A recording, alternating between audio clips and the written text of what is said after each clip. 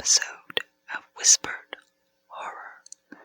I am your host, Annabelle, and we will be reading from Carmilla, written by Joseph Sheridan, LeFanu.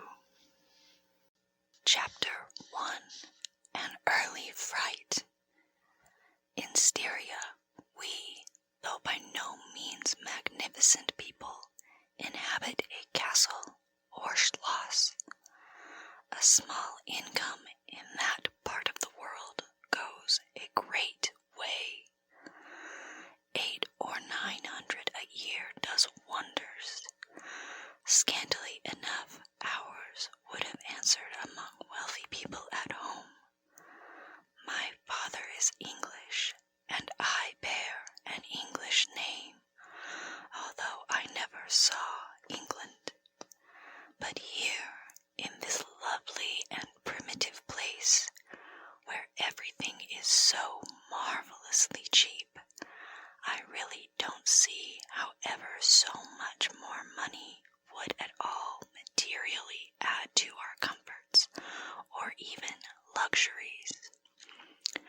My father was in the Austrian service, and retired upon a pension and his patrimony, and purchased this feudal residence, and the small estate on which it stands, a bargain. Nothing can be more picturesque or solitary.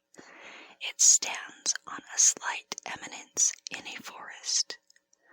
The road, very old and narrow, passes in front of its drawbridge, never raised in my time, and its moat stocked with perch, and sailed over by many swans, and floating on its surface white fleets of water lilies. Over all this, the schloss shows its many-windowed front, its towers, and its Gothic chapel.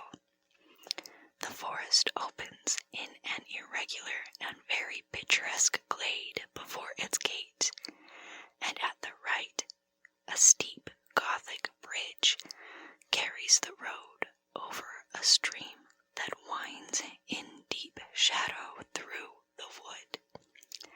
I have said that this is a very lonely place.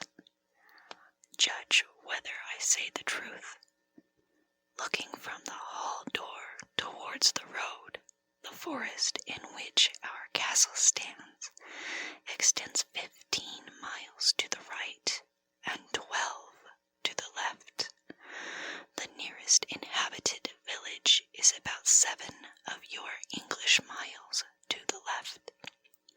The nearest inhabited schloss of any historic associations is that of old General Spielsdorf, nearly 20 miles away to the right.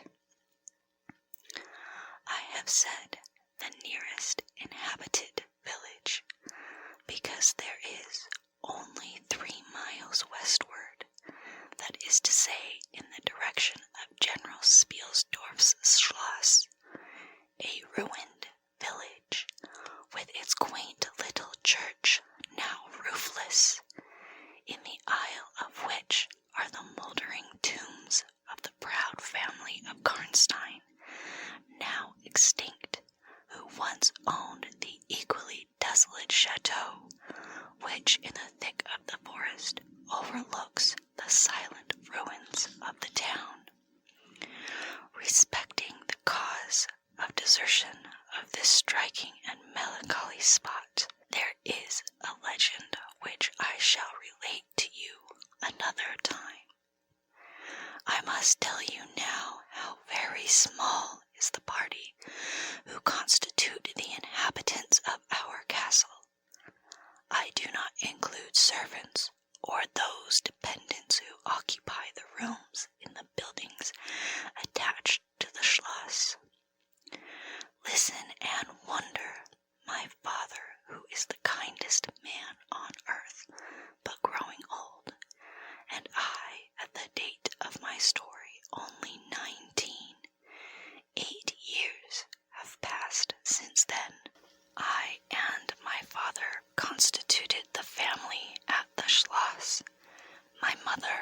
a Styrian lady, died in my infancy, but I had a good-natured governess who had been with me from, I might almost say, my infancy.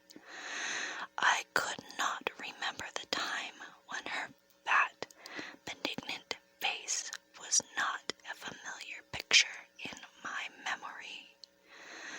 This was Madame Peridon, a native of Bern, whose care and good nature now in part supplied to me the loss of my mother, whom I do not even remember.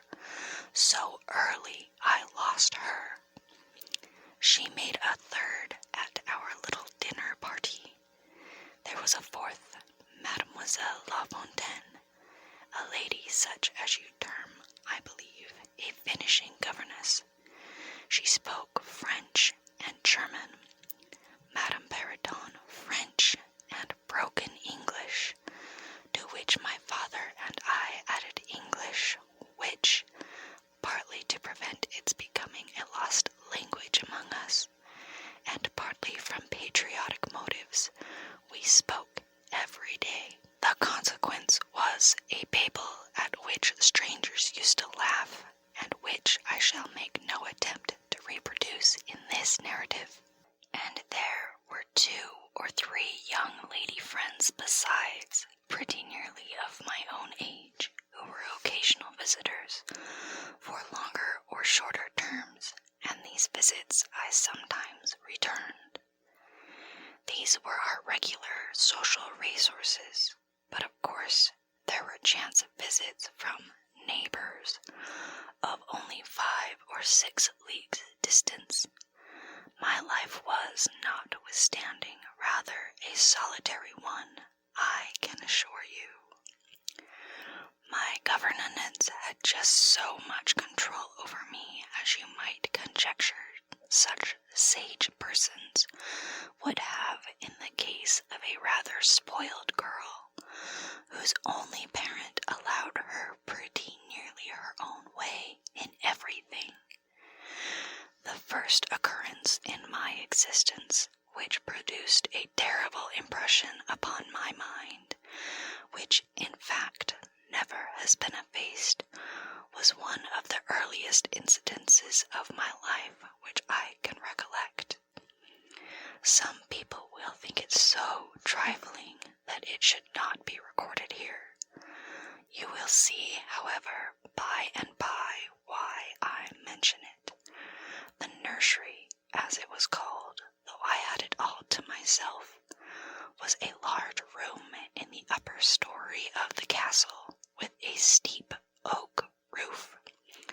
I can't have been more than 6 years old when one night I awoke, and looking around the room from my bed, failed to see the nursery maid. Neither was my nurse there, and I thought of myself alone. I was not frightened, for I was one of those happy children who are studiously kept in ignorance of ghost stories, of fairy tales, and of all such lore that makes us cover up our heads when the door cracks suddenly, or the flicker of an expiring candle makes the shadow of a bedpost dance upon the wall nearer to our faces. I was vexed and insulted at finding myself, as I conceived, neglected, and I began to whimper, preparatory to a hearty bout of roaring, when to my surprise I saw a solemn but very pretty face looking at me from the side of the bed. It was that of a young lady who was kneeling with her hands under the coverlet. I looked at her with a kind of pleased wonder and ceased whimpering. She caressed me with her hands and lay down beside me on the bed and drew me towards her smiling. I felt immediately delightfully soothed and fell asleep again. I was awakened by a sensation as if 2 needles ran into my breast very deep at the same moment, and I cried loudly.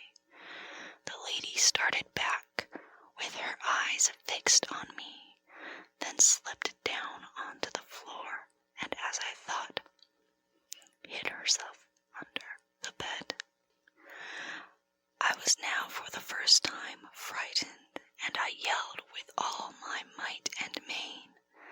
Nurse, nursery maid, housekeeper, all came running in, and hearing my story, they made light of it, soothing me all they could meanwhile.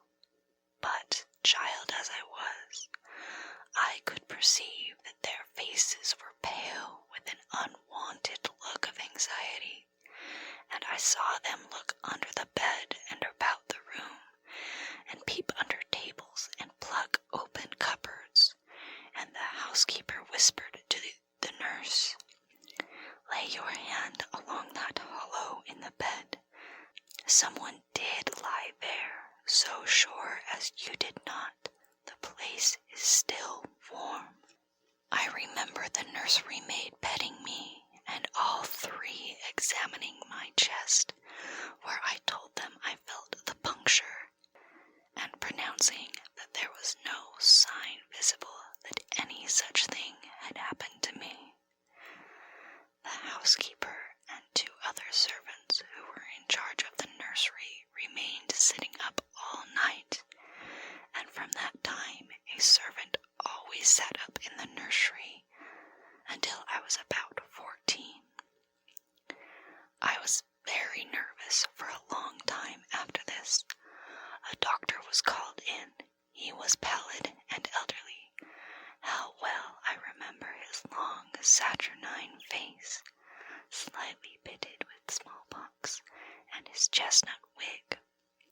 For a good while, every second day, he came and gave me medicine, which, of course, I hated.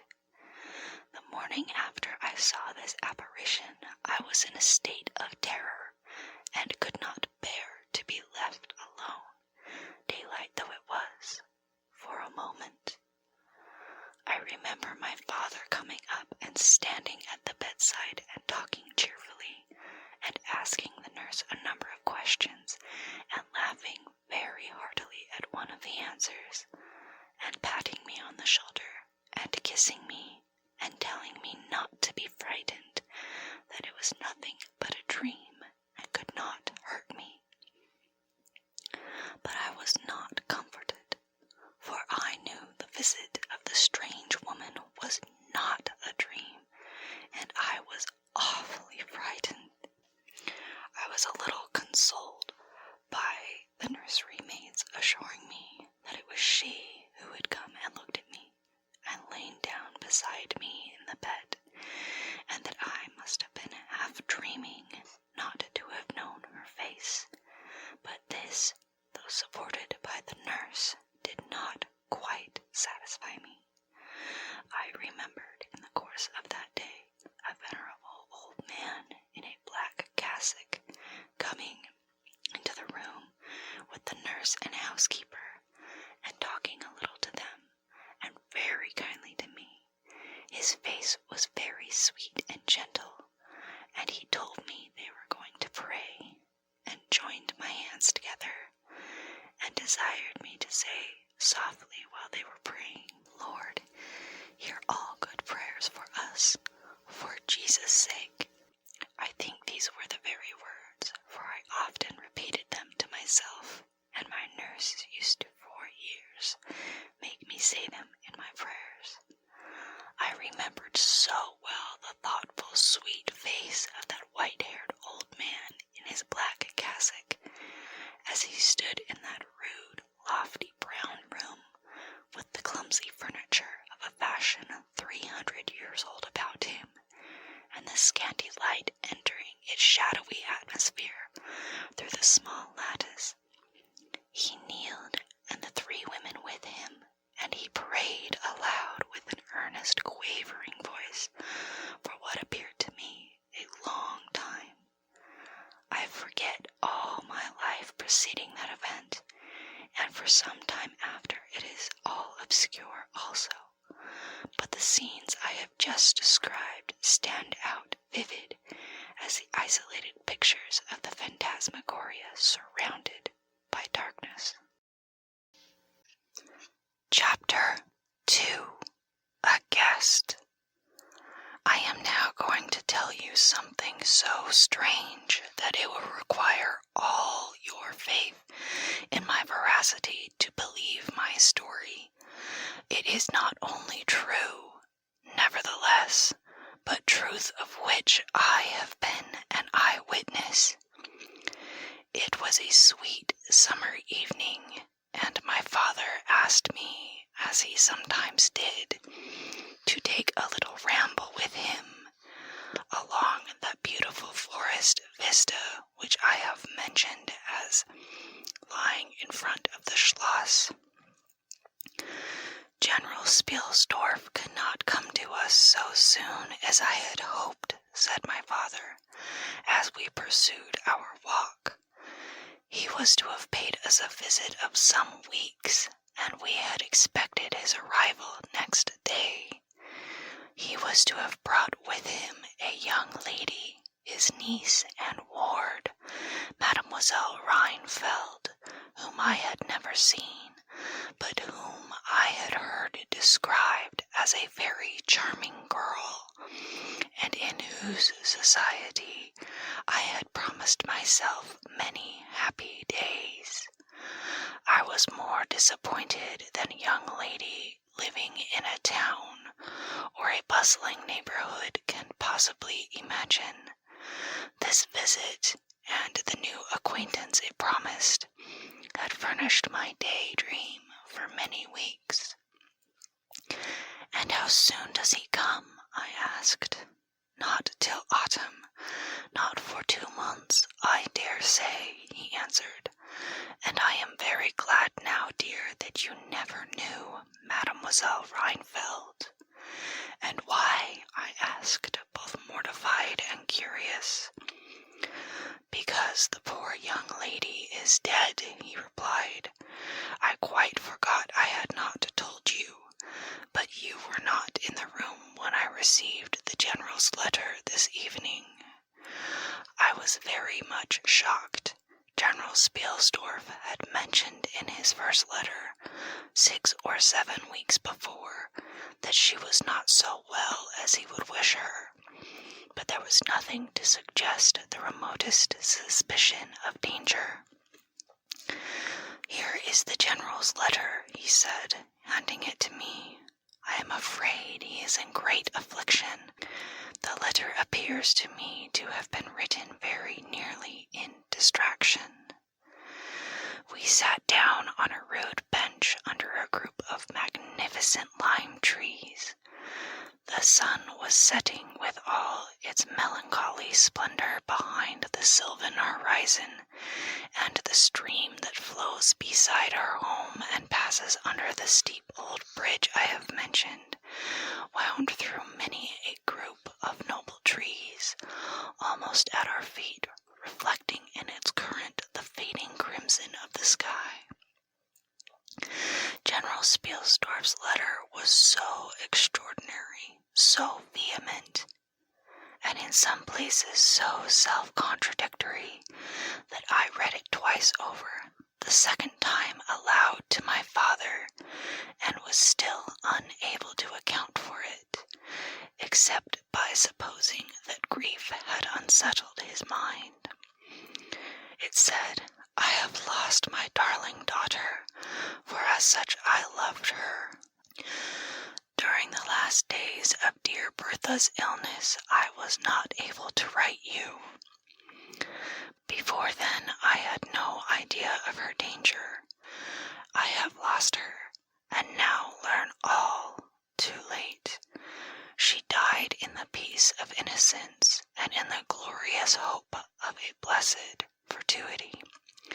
The fiend who betrayed our infatuated hospitality has done it all.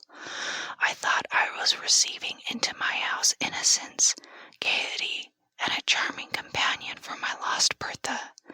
Heavens, what a fool I have been! I thank God my child died without a suspicion of the cause of her sufferings. She is gone without so much as conjecturing the nature of her illness, and the accursed passion of the agent of all this misery. I devote my remaining days to tracking and extinguishing a monster. I am told I may hope to accomplish my righteous and merciful purpose. At present there is scarcely a gleam of light to guide me.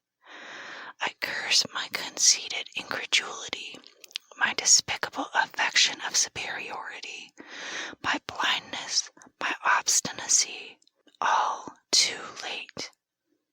I cannot write or talk collectedly now. I am distracted. Soon I shall have a little recovered. I mean to devote myself for a time to inquiry which may possibly lead me as far as Vienna. Sometime in the autumn, 2 months hence, or earlier if I live, I will see you, that is, if you permit me. I will then tell you all that I scarce dare put upon paper now. Farewell. Pray for me, dear friend. In these terms ended this strange letter. Though I had never seen Bertha Rheinfeldt, my eyes filled with tears at the sudden intelligence. I was startled, as well as profoundly disappointed. The sun had now set, and it was twilight by the time I had returned the General's letter to my father. It was a soft, clear evening, and we loitered, speculating upon the possible meanings of the violent and incoherent sentences of which I had just been reading. We had nearly a mile to walk before reaching the road that passes the Schloss in front, and by that time the moon was shining brilliantly. At the drawbridge we met Madame Perrodon and Mademoiselle de la Fontaine, who had come out without their bonnets to enjoy the exquisite moonlight. We heard their voices gabbling in animated dialogue as we approached. We joined them at the drawbridge and turned about to admire with them the beautiful scene. The glade through which we had just walked lay before us. At our left, the narrow road wound away under the clumps of lordly trees, and was lost to sight amid the thickening forest. At the right, the same road crosses the steep and picturesque bridge, near which stands a ruined tower, which once guarded that pass, and beyond the bridge an abrupt eminence rises, covered with trees, and showing in the shadows some gray ivy-clustered rocks. Over the sward and low grounds, a thin film of mist was stealing like smoke, and marking the distance with a transparent veil, and here and there we could see the river faintly flashing in the moonlight.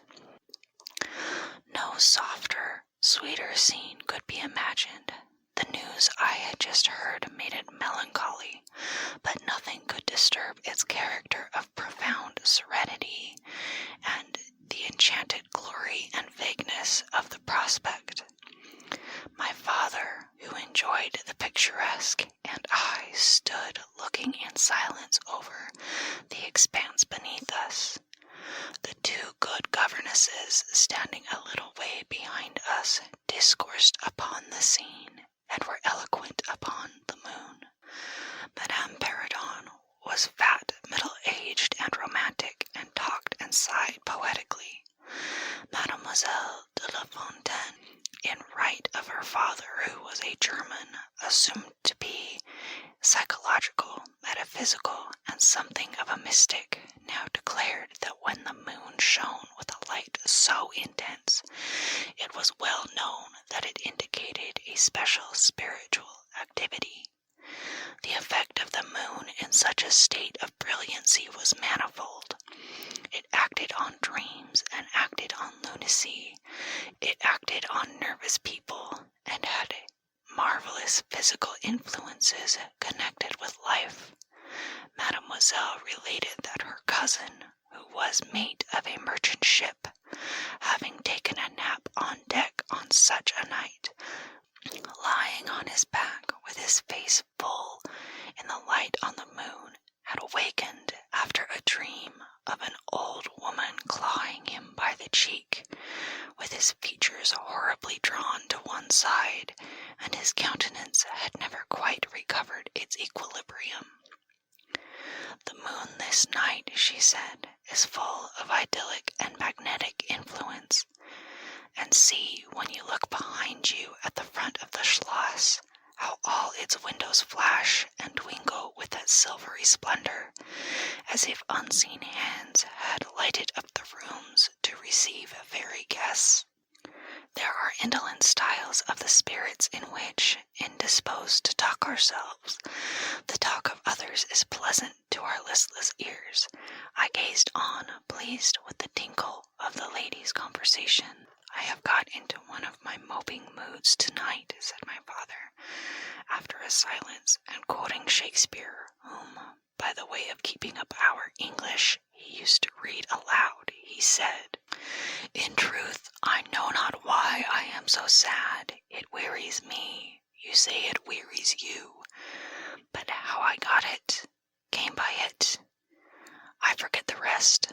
But I feel as if some great misfortune were hanging over us. I suppose the poor General's afflicted letter has had something to do with it." At this moment the unwonted sound of carriage wheels and many hoofs upon the road arrested our attention. They seemed to be approaching from the high ground overlooking the bridge, and very soon the equipage emerged from that point. 2 horsemen first crossed the bridge, then came a carriage drawn by 4 horses, and 2 men rode behind. It seemed to be the traveling carriage of a person of rank, and we were all immediately absorbed in watching that very unusual spectacle. It became in a few moments greatly more interesting, for just as the carriage had passed the summit of the steep bridge, one of the leaders, taking fright, communicated its panic to the rest, and after a plunge or two the whole team broke into a wild gallop together, dashing between the horsemen who rode in front, came thundering along the road towards us with the speed of a hurricane. The excitement of the scene was made more painful by the clear, long-drawn screams of a female voice from the carriage window. We all advanced in curiosity and horror, me rather in silence, the rest with various ejaculations of terror. Our suspense did not last long. Just before you reach the castle drawbridge, on the route they were coming, there stands by the roadside a magnificent lime tree. On the other stands an ancient stone cross, at the sight of which the horses, now going at a pace that was perfectly frightful, swerved so as to bring the wheel over the projecting roots of the tree. I knew what was coming. I covered my eyes, unable to see it out. I turned my head away. At the same moment I heard a cry from my lady friends, who had gone on a little. Curiously opened my eyes, and I saw a scene of utter confusion. 2 of the horses were on the ground. The carriage lay upon its side with 2 wheels in the air. The men were busy removing the traces, and a lady with a commanding air and figure had got out and stood with clasped hands, raising the handkerchief that was in them every now and then to her eyes. Through the carriage door was now lifted a young lady who appeared to be lifeless. My dear old father was already beside the elder lady, with his hat in his hand, evidently tendering his aid and the resources of his Schloss. The lady did not appear to hear him, or to have eyes for anything but the slender girl, who was being placed against the slope of the bank. I approached. The young lady was apparently stunned, but she was certainly not dead. My father, who piqued himself on being something of a physician, had just had his fingers on her wrist, and assured the lady, who declared herself her mother, that her pulse, though faint and irregular, was undoubtedly still distinguishable. The lady clasped her hands and looked upward, as if in a momentary transport of gratitude, but immediately she broke out again in that theatrical which is, I believe, natural to some people. She was what is called a fine-looking woman for her time of life, and must have been handsome. She was tall but not thin, and dressed in black velvet, and looked rather pale, but with a proud and commanding countenance, though now agitated strangely. Who was ever being so born to calamity? I heard her say, with clasped hands as I came up. Here I am, on a journey of life and death, in prosecuting which to lose an hour is possibly to lose all. My child will not have recovered sufficiently to resume her route, for who can say how long? I must leave her. I cannot, dare not delay. How far on, sir, can you tell, is the nearest village? I must leave her there, and shall not see my darling, or even hear of her till my return, 3 months hence. I plucked my father by the coat and whispered earnestly in his ear, "Oh, papa, pray ask her to let her stay with us. It would be so delightful. Do pray. If Madame will entrust her child to the care of my daughter and of her good gouvernante, Madame Sheridan, and permit her to remain as our guest under my charge until her return, it will confer a distinction and an obligation upon us, and we shall treat her with all the care and devotion which so sacred a trust deserves." "I could not do that, sir. It would be to ask your kindness and chivalry too cruelly," said the lady distractedly. "It would, on the contrary, be to confer on us a very great kindness at the moment when we most need it. My daughter has just been disappointed by a cruel misfortune in a visit from which she had long anticipated a great deal of happiness. If you confide this young lady to our care, it will be her best consolation. The nearest village on your route is distant, and affords no such inn as you could think of placing your daughter at. You cannot allow her to continue her journey for any considerable distance without danger. If, as you say, you cannot suspend your journey, you must part with her tonight, and nowhere could you do so with more honest assurances of care and tenderness than here." There was something in the lady's air and appearance so distinguished and even imposing, and in her manner so engaging as to impress one, quite apart from the dignity of her equipage, with a conviction that she was a person of consequence. By this time the carriage was replaced in its upright position, and the horses quite tractable in the traces again. The lady threw on her daughter a glance which I fancied was not quite so affectionate as one might have anticipated from the beginning of the scene, when she beckoned slightly to my father and withdrew 2 or 3 steps with him out of hearing, and talked to him with a fixed and stern countenance, not at all like that with which she had hitherto spoken. I was filled with wonder that my father did not seem to perceive the change, and also unspeakably curious to learn what it could be that she was speaking almost in his ear with so much earnestness and rapidity.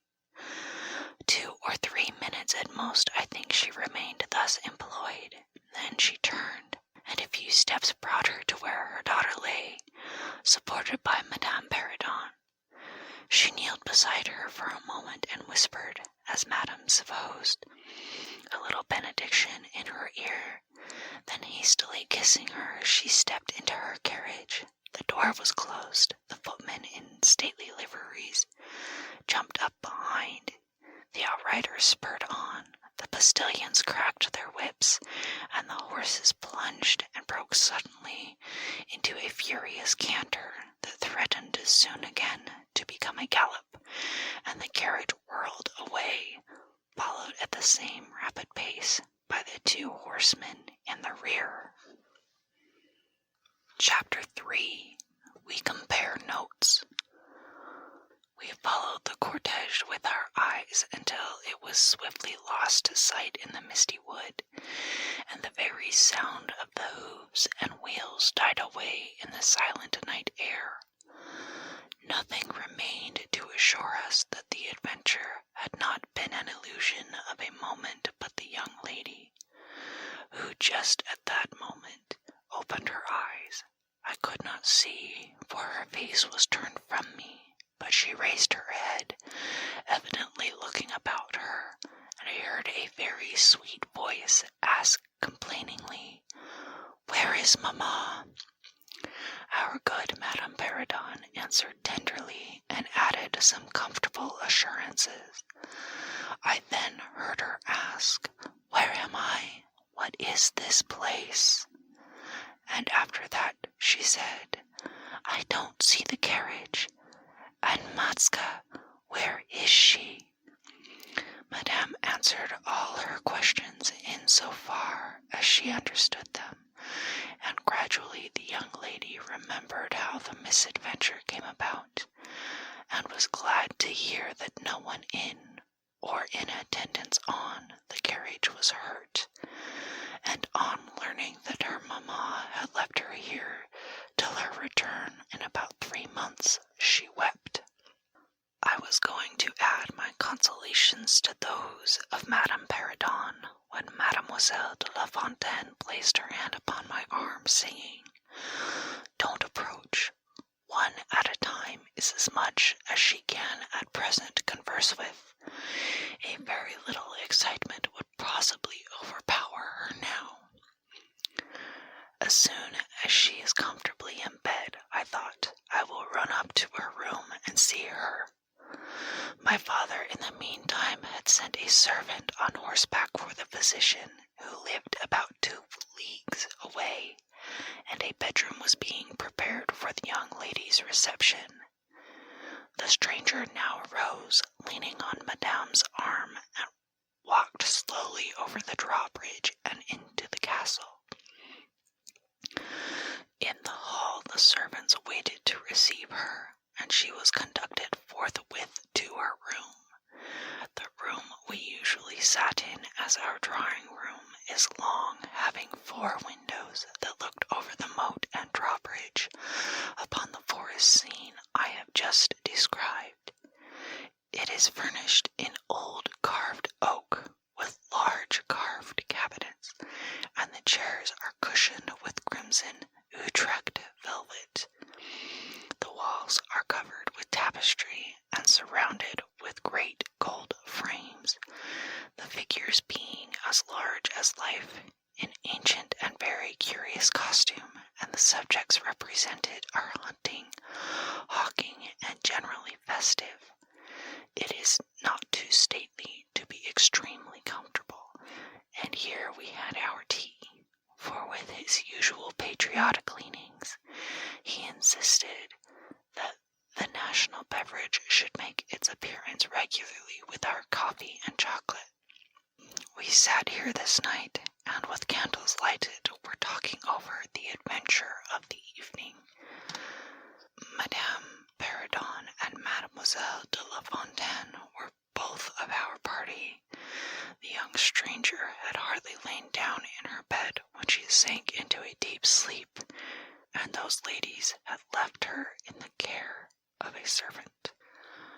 "How do you like our guest?" I asked as soon as Madame entered. "Tell me all about her." "I like her extremely," answered Madame. "She is, I almost think, the prettiest creature I ever saw, about your age, and so gentle and nice." "She is absolutely beautiful," threw in Mademoiselle, who had peeped for a moment into the stranger's room. "And such a sweet voice," added Madame Sheridan.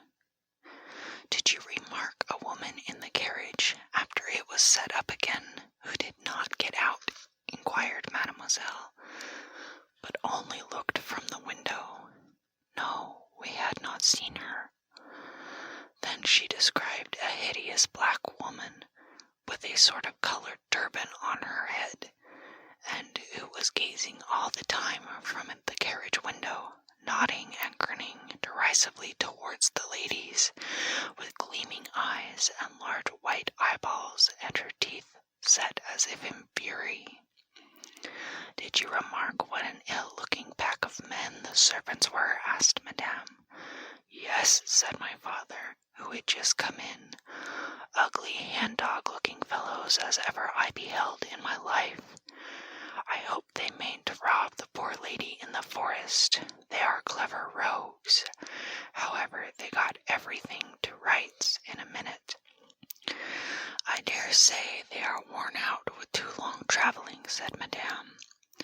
"Besides looking wicked, their faces were so strangely lean and dark and sullen. I'm very curious, I own, but I dare say the young lady will tell you all about it tomorrow if she is sufficiently recovered." "I don't think she will," said my father, with a mysterious smile and a nod of his head as if he knew more about it than he cared to tell us. This made us all the more inquisitive as to what had passed between him and the lady in the black velvet, in the brief but earnest interview that had immediately preceded her departure. We were scarcely alone when I entreated him to tell me. He did not need much pressing. "There is no particular reason why I should not tell you. She expressed a reluctance to trouble us with the care of her daughter, saying she was in delicate health and nervous, but not subject to any kind of seizure.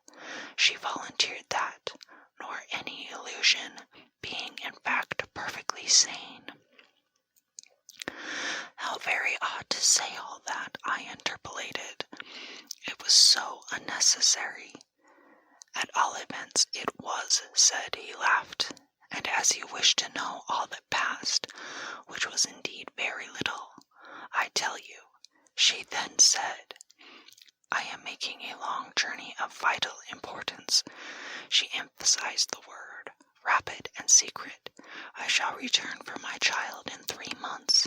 In the meantime she will be silent as to who we are, whence we come, and whither we are traveling." That is all she said. She spoke very pure French. When she said the word secret, she paused for a few seconds, looking sternly, her eyes fixed on mine. I fancy she makes a great point of that. You saw how quickly she was gone. I hope I have not done a very foolish thing in taking charge of the young lady. For my part, I was delighted. I was longing to see and talk to her, and only waiting till the doctor should give me leave. You, who live in towns, can have no idea how great an event the introduction of a new friend is in such a solitude as surrounded us. The doctor did not arrive till nearly 1 o'clock, but I could no more have gone to my bed and slept than I could have overtaken on foot the carriage in which the princess in black velvet had driven away. When the physician came down to the drawing-room, it was to report very favorably upon his patient. She was now sitting up, her pulse quite regular, apparently perfectly well. She had sustained no injury, and the little shock to her nerves had passed away quite harmlessly. There could be no harm certainly in my seeing her if we both wished it, and with his permission I sent forthwith to know whether she would allow me to visit her for a few minutes in her room. The servant returned immediately to say that she desired nothing more. You may be sure I was not long in availing myself of this permission. Our visitor lay in one of the handsomest rooms in the Schloss. It was perhaps a little stately. There was a somber piece of tapestry opposite the foot of the bed, representing Cleopatra with the asps to her bosom, and other solemn classic scenes were displayed, a little faded, upon the other walls.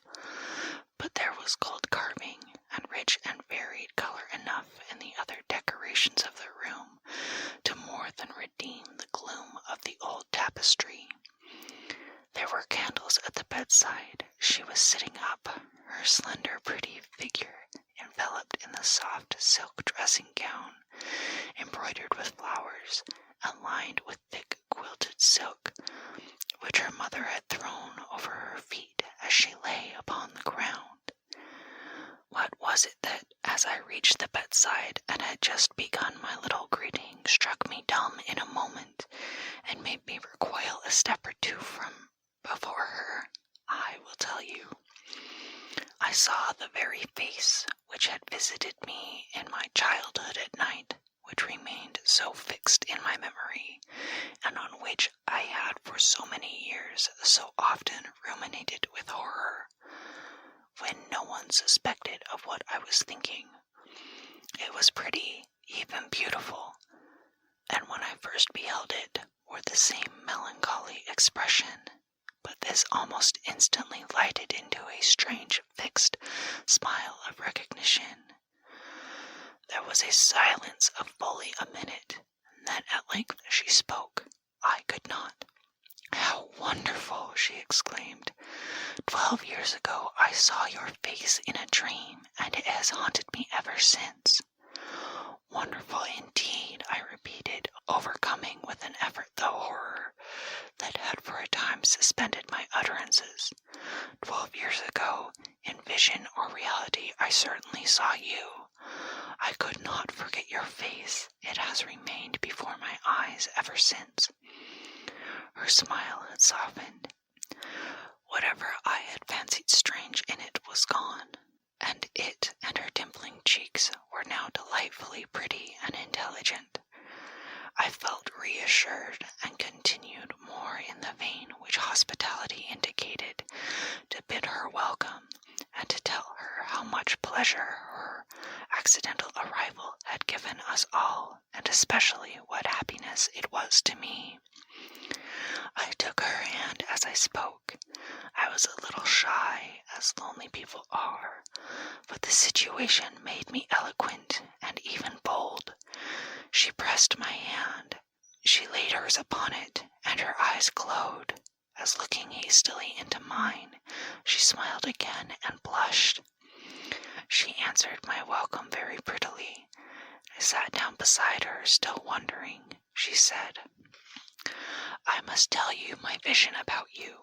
It is so very strange that you and I should have had, each of the other, so vivid a dream, that each should have seen, I you, and you me, looking as we do now, when of course we both were mere children. I was a child about 6 years old, and I awoke from a confused and troubled dream, and found myself in a room unlike my nursery, wainscoted clumsily in some dark oak, and with cupboards and bedsteads and chairs and benches placed about it. The beds were, I thought, all empty, and the room itself without anyone but myself in it. And I, after looking about me for some time, and admiring especially an iron candlestick with 2 branches, which I should certainly know again, crept under one of the beds to reach the window. But as I got from under the bed, I heard someone crying, and looking up, while I was upon my knees, I saw you, most assuredly you, as I see you now, a beautiful young lady with golden hair, and large blue eyes, and lips, your lips, as you are here. Your looks won me. I climbed on the bed and put my arms about you, and I think we both fell asleep. I was aroused by a scream, and you were sitting up screaming. I was frightened, and I slipped down upon the ground, and it seemed to me lost consciousness for a moment, and when I came to myself, I was again in my nursery at home. Your face I have never forgotten since. I could not be misled by your resemblance. You are the lady whom I saw then." It was now my turn to relate my corresponding vision, which I did, to the undisguised wonder of my new acquaintance. "I don't know which should be most afraid of the other," she said, again smiling. "If you were less pretty, I think I should be very much afraid of you. But being as you are, and both so young. I feel only that I have made your acquaintance 12 years ago, and have already a right to your intimacy. At all events, it does seem as if we were destined from our earliest childhood to be friends. I wonder whether you feel as strangely drawn towards me as I do to you. I have never had a friend. Shall I find one now? She sighed, and her fine dark eyes gazed passionately on me. Now the truth is, I felt rather unaccountably towards the beautiful stranger. I did feel, as she said, drawn towards her, but there was also something of repulsion. In this ambiguous feeling, however, the sense of attraction immensely prevailed. She interested and won me. She was so beautiful and so indescribably engaging. I perceived now something of languor and exhaustion stealing over her, and hastened to bid her good night. The doctor thinks, I added, that you ought to have a maid to sit up with you tonight. One of ours is waiting, and you will find her a very useful and quiet creature. How kind of you, but I could not sleep. I never could with an attendant in the room. I shan't require any assistance, and shall I confess my weakness? I am haunted with the terror of robbers.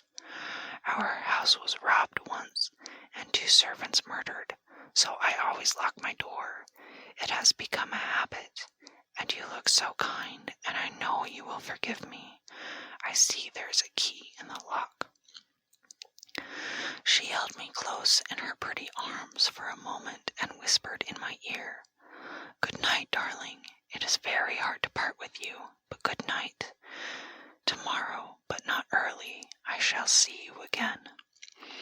She sank back on the pillow with a sigh. Her fine eyes followed me with a fond, melancholy gaze, and she murmured again, "Good night, dear friend."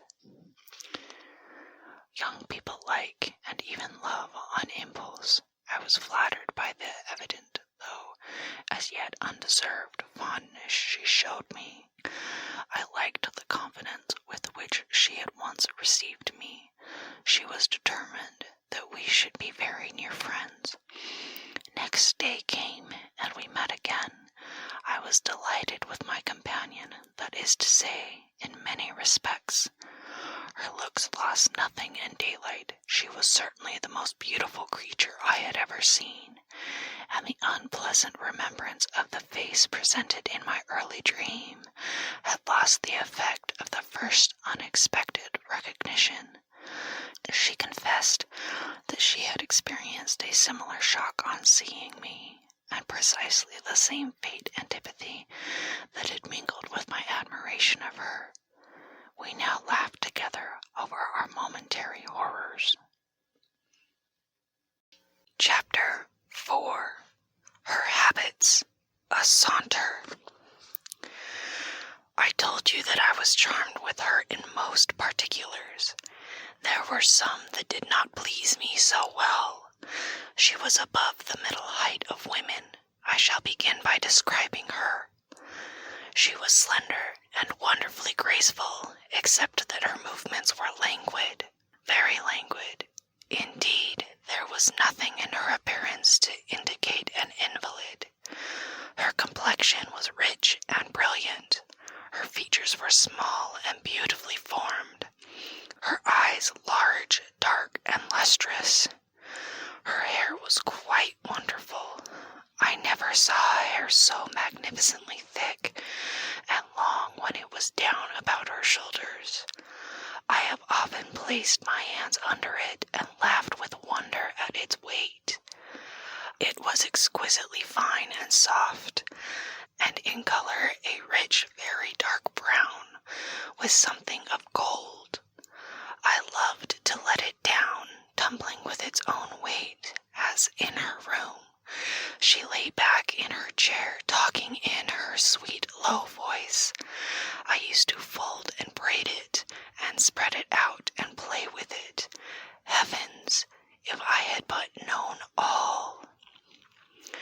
I said there were particulars which did not please me. I have told you that her confidence won me the first night I saw her.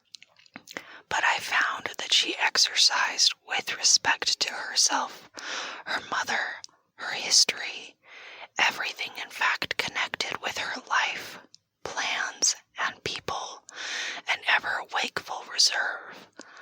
I dare say I was unreasonable. Perhaps I was wrong. I dare say I ought to have respected the solemn injunction laid upon my father by the stately lady in black velvet. But curiosity is a restless and unscrupulous passion, and no one girl can endure with patience that hers should be baffled by another. What harm could it do anyone to tell me what I so ardently desired to know? Had she no trust in my good sense of honor? Why would she not believe me when I assured her so solemnly that I would not divulge one syllable of what she told me to any mortal breathing?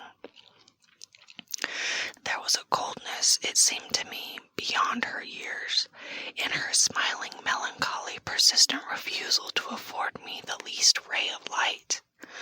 I cannot say we quarreled upon this point, for she would not quarrel upon any. It was, of course, very unfair of me to press her, very ill-bred, but I really could not help it, and I might just as well have let it alone. What she did tell me amounted, in my unconscionable estimation, to nothing. It was all summed up in 3 very vague disclosures. First, her name was Carmilla. Second, her family was very ancient and noble. Third, her home lay in the direction of the west. She would not tell me the name of her family, nor their armorial bearings, nor the name of their estate, nor even that of the country they lived in. You are not to suppose that I worried her incessantly on these subjects. I watched opportunity, and rather insinuated than urged my inquiries. Once or twice, indeed, I did attack her more directly, but no matter what my tactics, utter failure was invariably the result. Reproaches and caresses were all lost upon her. But I must add this, that her evasion was conducted with so pretty a melancholy and deprecation, with so many and even passionate declarations of her liking for me, and trust in my honor, and with so many promises that I should at last know all, that I could not find it in my heart long to be offended with her. She used to place her pretty arms about my neck, draw me to her, and laying her cheek to mine, murmur with her lips near my ear, "Dearest, your little heart is wounded. Think me not cruel because I obey the irresistible law of my strength and weakness. If your dear heart is wounded, my wild heart bleeds with yours. In the rapture of my enormous humiliation, I live in your warm life, and you shall die, sweetly die into mine. I cannot help it as I draw near to you. You in your turn will draw near to others, and learn the rapture of that cruelty which yet is love. So for a while seek to know no more of me and mine, but trust me with all your loving spirit."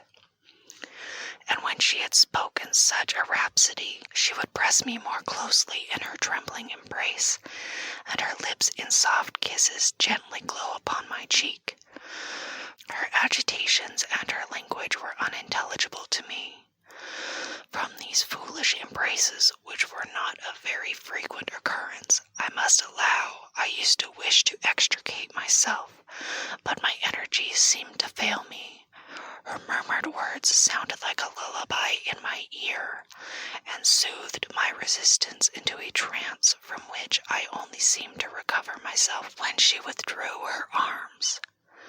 In these mysterious moods I did not like her. I experienced a strange, tumultuous excitement that was pleasurable, ever and anon, mingled with a vague sense of fear and disgust. I had no distinct thoughts about her while such scenes lasted, but I was conscious of a love growing into adoration and also of abhorrence. This, I know, is paradox, but I can make no other attempt to explain the feeling. I now write after an interval of more than 10 years with a trembling hand, with a confused and horrible recollection of certain occurrences and situations in the ordeal through which I was unconsciously passing, though with a vivid and very sharp remembrance of the main current of my story. But I suspect in all lives there are certain emotional scenes, those in which our passions have been most wildly and terribly roused, that are of all others the most vaguely and dimly remembered. Sometimes after an hour of apathy, my strange and beautiful companion would take my hand and hold it with a fond pressure, renewed again and again, blushing softly, gazing in my face with languid and burning eyes, and breathing so fast that her dress rose and fell with the tumultuous respiration. It was like the ardor of a lover. It embarrassed me. It was hateful and yet overpowering, and with gloating eyes as she drew me to her, and her hot lips traveled along my cheek in kisses, and she would whisper almost in sobs, "You are mine. You shall be mine. You and I are one forever." Then she had thrown herself back in her chair, with her small hands over her eyes, leaving me trembling. "Are we related?" I used to ask. "What can you mean by all this? I remind you perhaps of someone who you love, but you must not. I hate it. I don't know you. I don't know myself when you look so and talk so." She used to sigh at my vehemence and then turn away and drop my hand.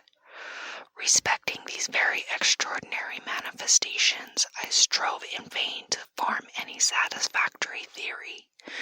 I could not refer them to affectation or trick.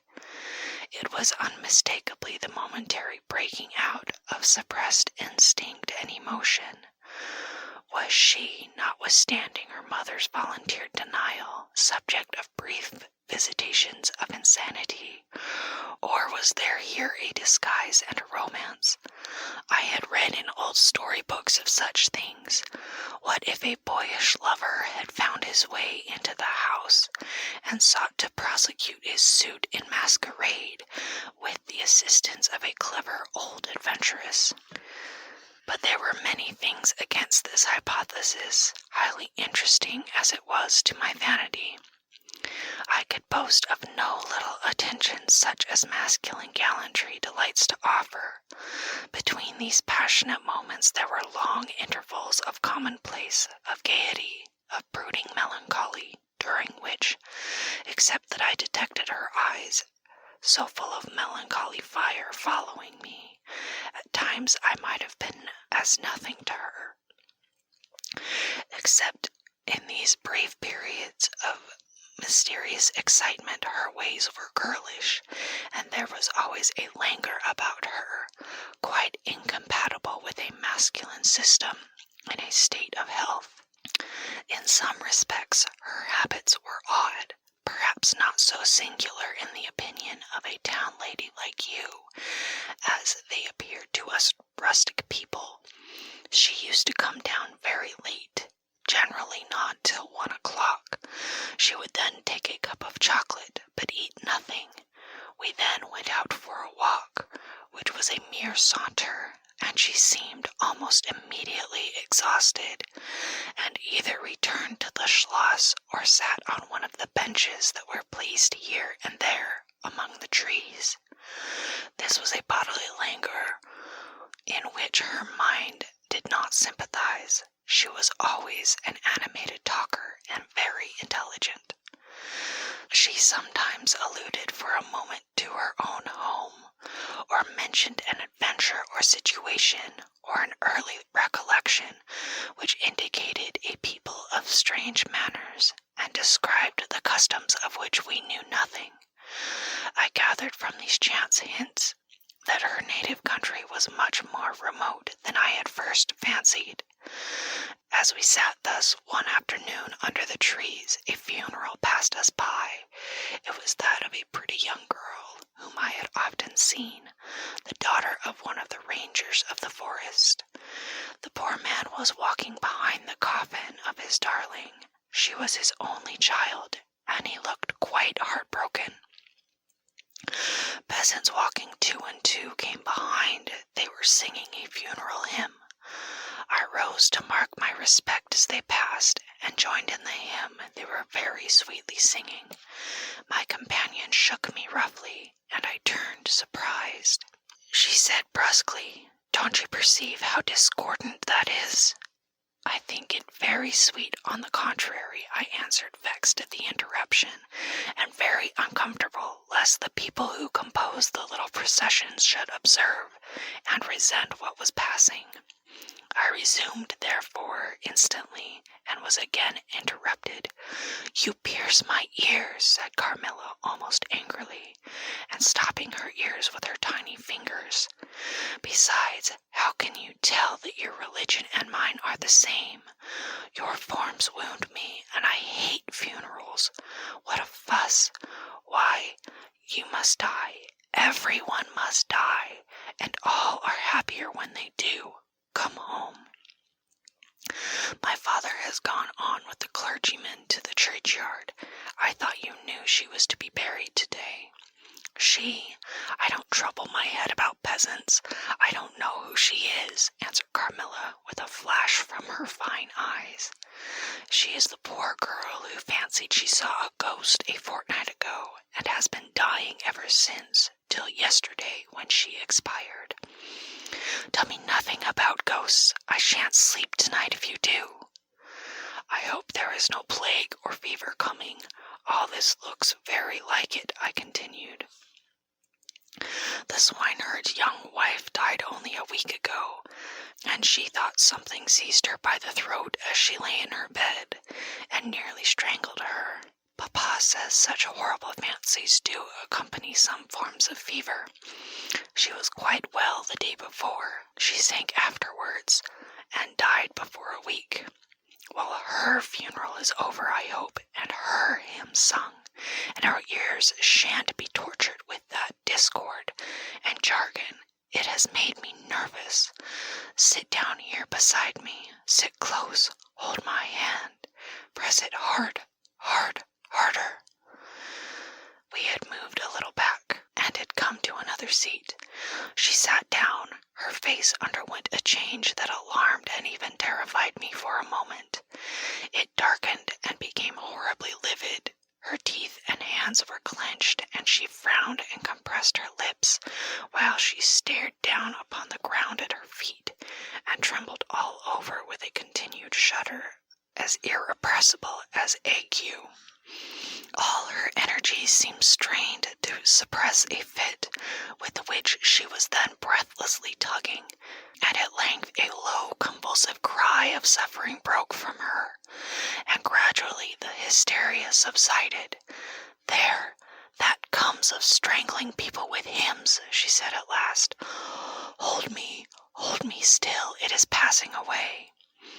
And so gradually it did, and perhaps to dissipate the somber impression which the spectacle had left upon me, she became unusually animated and chatty, and so we got home. This was the first time I had seen her exhibit any definable symptoms of that delicacy of health which her mother had spoken of.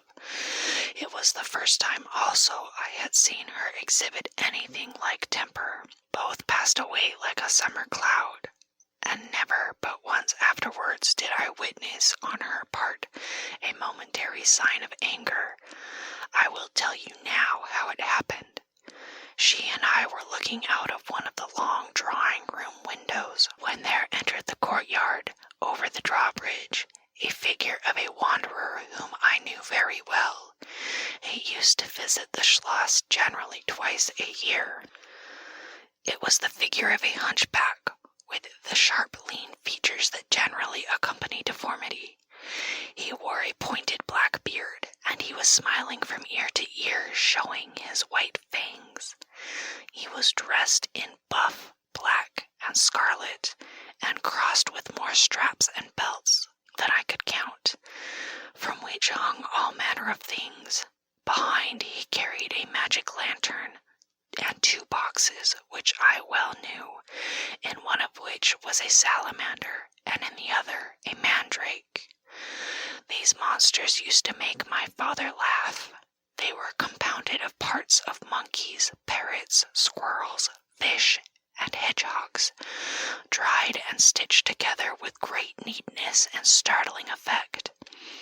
He had a fiddle, a box of conjuring apparatus, a pair of foils and masks attached to his belt, several other mysterious cases dangling about him, and a black staff with copper ferrules in his hand. His companion was a rough, spare dog that followed at his heels, but stopped short suspiciously at the drawbridge, and in a little while began to howl dismally.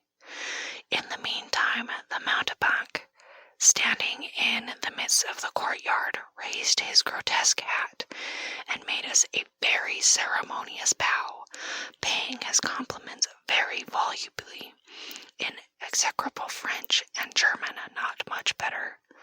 Then, disengaging his fiddle, he began to scrape a lively air, to which he sang with a merry discord, dancing with ludicrous airs and activity that made me laugh in spite of the dog's howling. He then advanced to the window with many smiles and salutations, and his hat in his left hand, his fiddle under his arm, and with a fluency that never took breath, he gabbled a long advertisement of all his accomplishments, and the resources of the various arts which he placed at our service, and the curiosity and entertainments which he was in his power, at our bidding, to display. "Will your ladyships be pleased to buy an amulet against the oupire, which is going like the wolf, I hear, through these woods?" he said, dropping his hat on the pavement. "They are dying of it right and left, and here is a charm that never fails, only pinned to the pillow, and you may laugh in his face." These charms consisted of oblong slips of vellum with cabalistic ciphers and diagrams upon them. Carmilla instantly purchased one, and so did I. He was looking up, and we were smiling down upon him amused. At least I can answer for myself. His piercing black eye, as he looked up in our faces, seemed to detect something that fixed for a moment his curiosity. In an instant he unrolled a leather case, full of all manner of odd little steel instruments. "See here, my lady," he said, displaying it and addressing me. "I profess, among other things less useful, the art of dentistry." "Plague take the dog," he interpolated. "Silence, beast. He howls so that your ladyships can scarcely hear a word. Your noble friend, the young lady at your right, has the sharpest tooth, long, thin, pointed like an awl, like a needle, ha! With my sharp and long sight, as I look up, I have seen it distinctly. Now, if it happens to hurt the young lady, and I think it must, here I am. Here are my file, my punch, my nippers. I will make it round and blunt if her ladyship pleases. No longer the tooth of a fish, but of a beautiful young lady as she is. Hey, is the young lady displeased? Have I been too bold? Have I offended her?" The young lady indeed looked very angry as she drew back from the window. "How dares that mountebank insult us so? Where is your father? I shall demand redress from him." My father would have had the wretch tied up to the pump and flogged with a cart whip and burned to the bones with a cattle brand. She retired from the window a step or two and sat down, and had hardly lost sight of the offender when her wrath subsided as suddenly as it had risen, and she gradually recovered her usual tone and seemed to forget the little hunchback and his follies. My father was out of spirits that evening. On coming in, he told us that there had been another case very similar to the two fatal ones which had lately occurred. The sister of a young peasant on his estate, only a mile away, was very ill, and had been, as she described it, attacked very nearly in the same way, and was now slowly but steadily sinking. All this, said my father, is strictly referable to natural causes. These poor people infect one another with their suspicions, and so repeat in imagination the images of terror that have infested their neighbors. But that very circumstance frightens one horribly, said Carmilla. How so? Inquired my father. I am so afraid of fancying I see things. I think it would be as bad as reality. We are in God's hands. Nothing can happen without his permission, and all will end well for those who love him. He is our faithful Creator. He has made us all, and will take care of us. Creator, nature, said the young lady in answer to my gentle father, and this disease that invades the country is natural. Nature, all things proceed from nature, don't they?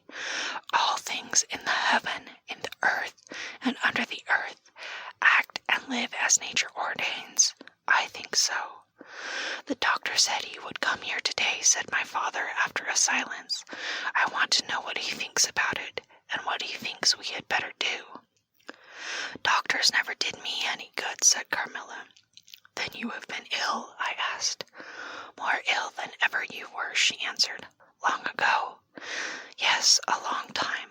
I suffered from this very illness, but I forget all but my pain and weakness, and they were not so bad as are suffered in other diseases. You were very young then. I dare say, let us talk no more of it. You would not wound a friend. She looked languidly in my eyes, and passed her arm around my waist lovingly, and led me out of the room. My father was busy over some papers near the window. Why does your papa like to frighten us? Said the pretty girl with a sigh and a little shudder. He doesn't, dear Carmilla. It is the furthest thing from his mind. Are you afraid, dearest? I should be very much if I fancied there was any real danger of my being attacked as those poor people were. You are afraid to die? Yes, everyone is. But to die as lovers may, to die together, so that they may live together. Girls are caterpillars while they live in the world, to be finally butterflies when the summer comes. But in the meantime there are grubs and larvae. Don't you see, each with their peculiar propensities, necessities, and structure? So says Monsieur Buffon in his big book in the next room. Later in the day the doctor came, and he was closeted with Papa for some time. He was a skillful man of 60 and upwards. He wore powder, and shaved his pale face as smooth as a pumpkin. He and Papa emerged from the room together, and I heard Papa laugh, and say as they came out, Well, I do wonder at a wise man like you. What do you say to hippogriffs and dragons? The doctor was smiling, and made an answer, shaking his head. Nevertheless, life and death are mysterious states, and we know little of the resources of either. And so they walked on, and I heard no more. I did not then know what the doctor had been broaching, but I think I guess it now. Chapter 5. A Wonderful Likeness. This evening there arrived from Gratz the grave, dark-faced son of the picture cleaner, with a horse and cart laden with 2 large packing cases, having many pictures in each. It was a long journey of 10 leagues, and whenever a messenger arrived at the Schloss from our little capital of Gratz, we used to crowd about him in the hall to hear the news. This arrival created in our secluded quarters quite a sensation. The cases remained in the hall, and the messenger was taken charge by the servants till he had eaten his supper. Then, with assistance and armed with hammer, ripping chisel, and turn screw, he met us in the hall where he had assembled to witness the unpacking of the cases. Carmilla sat looking listlessly on, while one after another the old pictures, nearly all portraits which had undergone the process of renovation, were brought to light. My mother was of an old Hungarian family, and most of the pictures which were about to be restored to their places had come to us through her. My father had a list in his hand from which he read, as the artist rummaged out the corresponding numbers. I don't know that the pictures were very good, but they were undoubtedly very old, and some of them were very curious also. They had for the most part the merit of being now seen by me, I may say, for the first time, for the smoke and dust of time had all but obliterated them. "There is a picture that I have not seen yet," said my father. "In one corner at the top of it is a name, as well as I could read, Marcia Karnstein, and the date 1698, and I'm curious to see how it has turned out." I remembered it. It was a small picture about 1.5 feet high and nearly square, without a frame, but it was so blackened by age that I could not make it out. The artist now produced it with evident pride. It was quite beautiful. It was startling. It seemed to live. It was the effigy of Carmilla. "Carmilla, dear, here is an absolute miracle. Here you are, living, smiling, ready to speak in this picture. Isn't it beautiful, Papa? And see, even the little mole on her throat."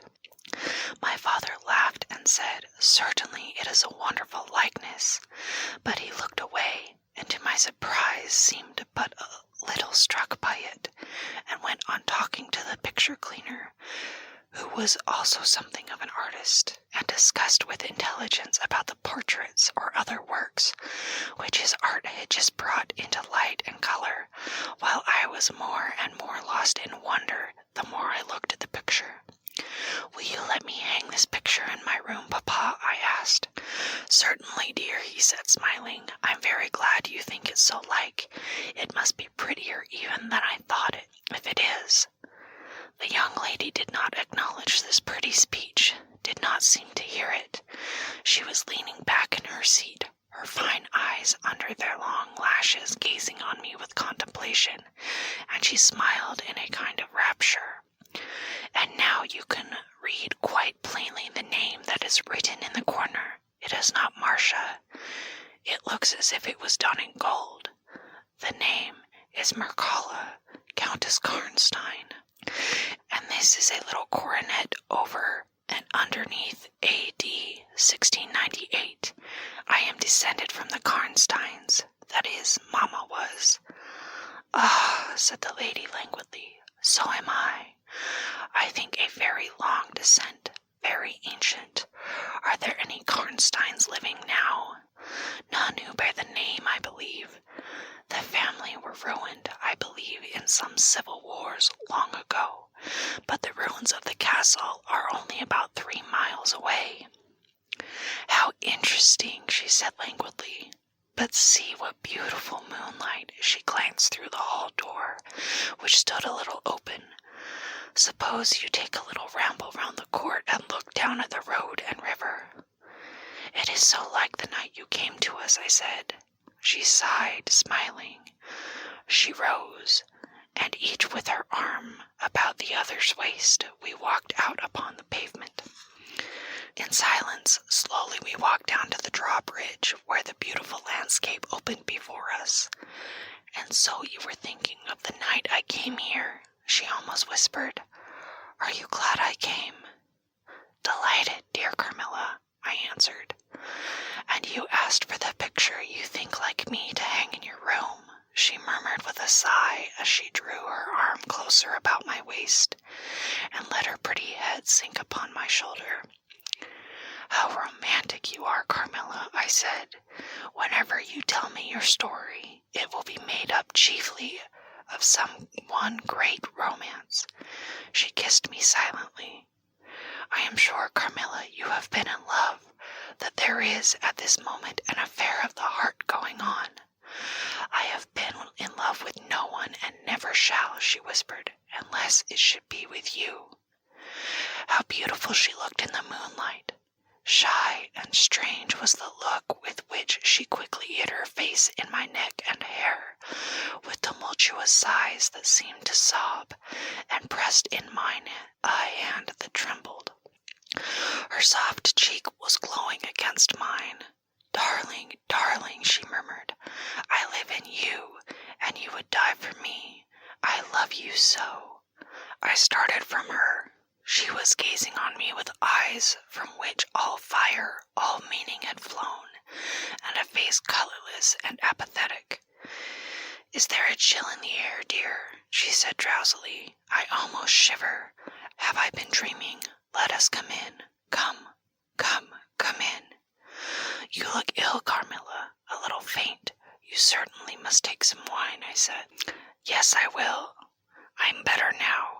I shall be quite well in a few minutes." "Yes, do give me a little wine," answered Carmilla as we approached the door. "Let us look again for a moment. It is the last time, perhaps, I shall see the moonlight with you." "How do you feel now, dear Carmilla? Are you really better?" I asked. I was beginning to take alarm, lest she should have been stricken with the strange epidemic that they said had invaded the country about us. "Papa would be grieved beyond measure," I added, "if he thought you were ever so little ill, without immediately letting us know. We have a very skillful doctor near us, the physician who was with Papa today." "I'm sure he is. I know how kind you all are. But, dear child, I am quite well again. There is nothing ever wrong with me but a little weakness. People say I am languid. I am incapable of exertion. I can scarcely walk as far as a child of 3 years old, and every now and then the little strength I have falters, and I become as you have just seen me. But after all, I am very easily set up again. In a moment I am perfectly myself. See how I have recovered." So indeed she had, and she and I talked a great deal, and very animated she was, and the remainder of that evening passed without recurrence of what I called her infatuations. I mean, her crazy talk and looks, which embarrassed and even frightened me. But there occurred that night an event which gave my thoughts quite a new turn, and seemed to startle even Carmilla's languid nature into momentary energy. Chapter 6. A Very Strange Agony. When we got into the drawing room, and had sat down to our coffee and chocolate, although Carmilla did not take any, she seemed quite herself again, and Madame and Mademoiselle de la Fontaine joined us, and made a little card party, in the course of which Papa came in for what he called his dish of tea. When the game was over, he sat down beside Carmilla on the sofa, and asked her, a little anxiously, whether she had heard from her mother since her arrival. She answered no. He then asked whether she knew where a letter would reach her at present. "I cannot tell," she answered ambiguously, "but I have been thinking of leaving you. You have been already too hospitable and too kind to me. I have given you an infinity of trouble, and I should wish to take a carriage tomorrow and post in pursuit of her. I know where I shall ultimately find her, although I dare not tell you." "But you must not dream of any such thing," exclaimed my father, to my great relief. "We cannot afford to lose you so, and I won't consent to your leaving us, except under the care of your mother, who was so good as to consent to your remaining with us till she should herself return. I should be quite happy if I knew that you heard from her. But this evening, the accounts of the progress of the mysterious disease that has invaded our neighborhood grow even more alarming, and my beautiful guest, I do feel the responsibility, unaided by advice from your mother, very much. But I shall do my best, and one thing is certain, that you must not think of leaving us without her distinct direction to that effect. We should suffer too much in parting from you to consent to it easily. Thank you, sir, 1,000 times for your hospitality, she answered, smiling bashfully. You have all been too kind to me. I have seldom been so happy in all my life before as in your beautiful chateau, under your care and in the society of your dear daughter. So he gallantly, in his old-fashioned way, kissed her hand, smiling and pleased at her little speech. I accompanied Carmilla as usual to her room and sat and chatted with her while she was preparing for bed. Do you think, I said at length, that you will ever confide fully in me? She turned round smiling, but made no answer, only continued to smile on me. You won't answer that, I said. You can't answer pleasantly. I ought to not have asked you. You were quite right to ask me that, or anything. You do not know how dear you are to me, or you could not think of any confidence too great to look for. But I am under vows, no none half so awfully, and I dare not tell my story yet, even to you. The time is very near when you shall know everything. You will think me cruel, very selfish, but love is always selfish. The more ardent, the more selfish. How jealous I am you cannot know. You must come with me, loving me to death, or else hate me and still come with me, and hating me through death and after. There is no such word as indifference in my apathetic nature. Now, Carmilla, you are going to talk your wild nonsense again, I said hastily. Not I, silly little fool as I am, and full of whims and fancies. For your sake I'll talk like a sage. Were you ever at a ball? No. How you do run on. What is it like? How charming it must be. I almost forget. It is years ago. I laughed. You are not so old. Your first ball can hardly be forgotten yet. I remember everything about it, with an effort.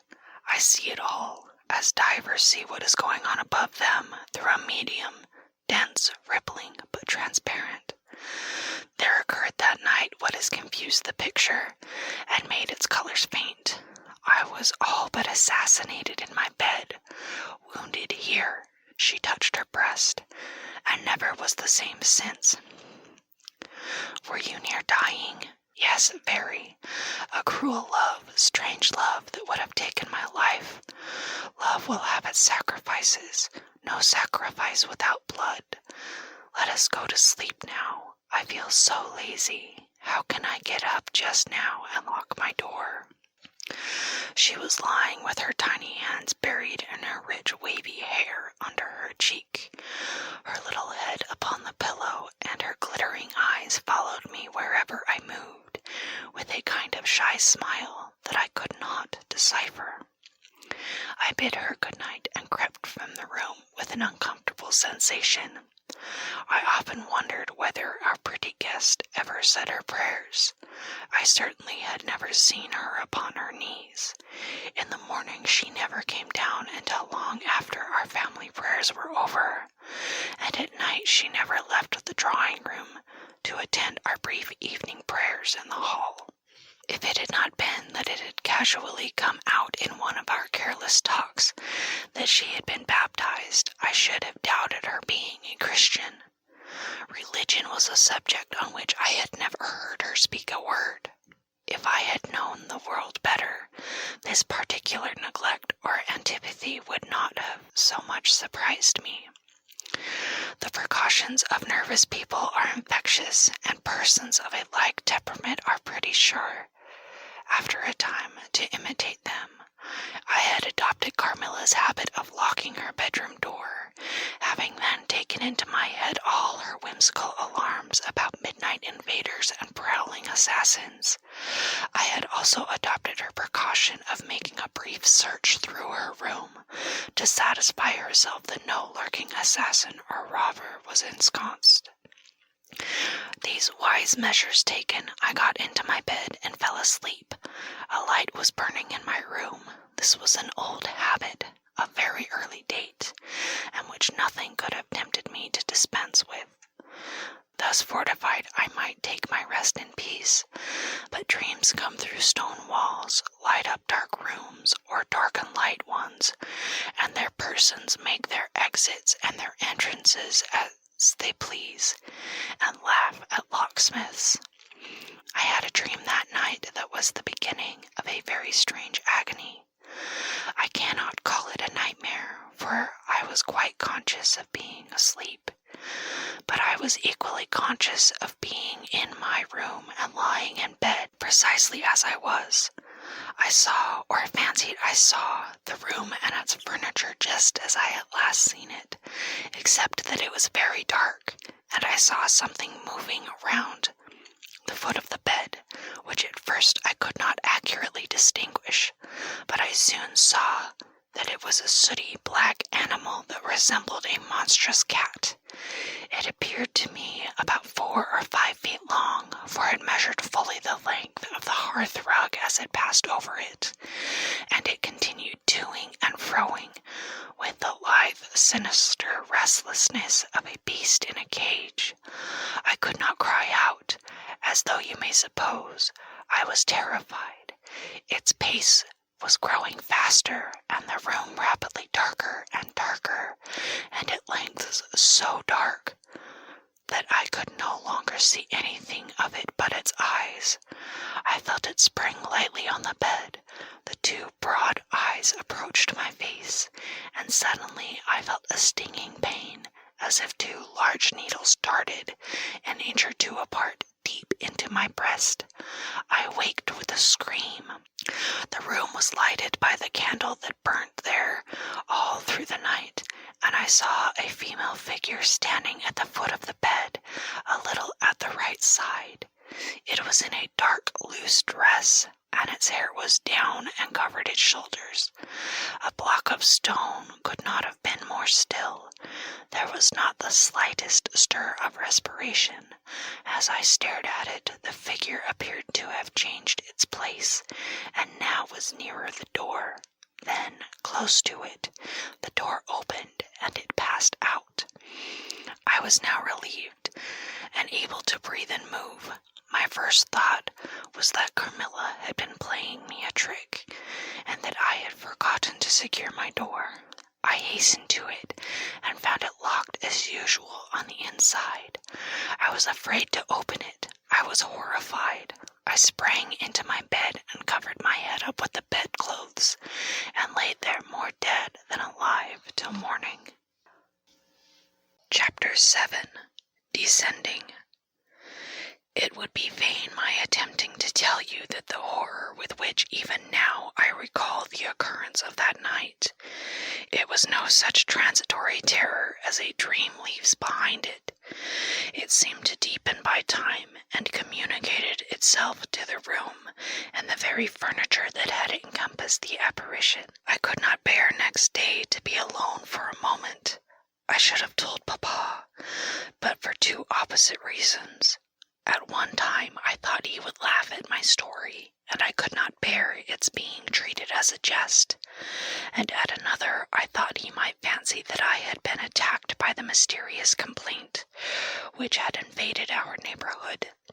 I had myself no misgiving of the kind, and as he had been rather an invalid for some time, I was afraid of alarming him.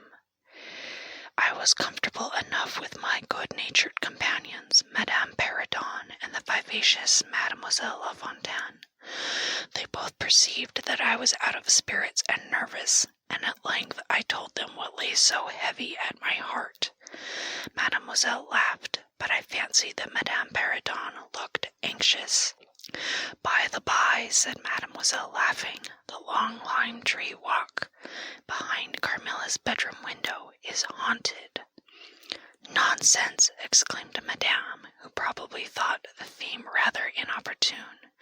"And who tells that story, my dear?" "Martin says he came up twice when the old yard gate was being repaired before sunrise, and twice saw the same female figure walking down the lime tree avenue." "So well he might, as long as there are cows to milk in the river fields," said Madame. "I dare say, but Martin chooses to be frightened, and never did I see fool more frightened." "You must not say a word about it to Carmilla, because she can see down that walk from her room window," I interposed, "and she is, if possible, a greater coward than I." Carmilla came down rather later than usual that day. "I was so frightened last night," she said so soon as we're together, "and I am sure I should have seen something dreadful if it had not been for that charm I bought from the poor little hunchback whom I called such hard names. I had a dream of something black coming round my bed, and I woke up in a perfect horror. And I really thought for some seconds I saw a dark figure near the chimney-piece, but I felt under my pillow for my charm, and the moment my fingers touched it, the figure disappeared, and I felt quite certain, only that I had it by me, that something frightful would have made its appearance, and perhaps throttled me, as it did those poor people we heard of." "Well, listen to me," I began, and recounted my adventure, at the recital of which she appeared horrified. "And had you the charm near you?" she asked earnestly. "No, I had dropped it into a china vase in the drawing-room, but I shall certainly take it with me tonight, as you have so much faith in it." At this distance of time I cannot tell you or even understand how I overcame my horror so effectually as to lie alone in my room that night. I remember distinctly that I pinned the charm to my pillow. I fell asleep almost immediately, and slept even more soundly than usual all night.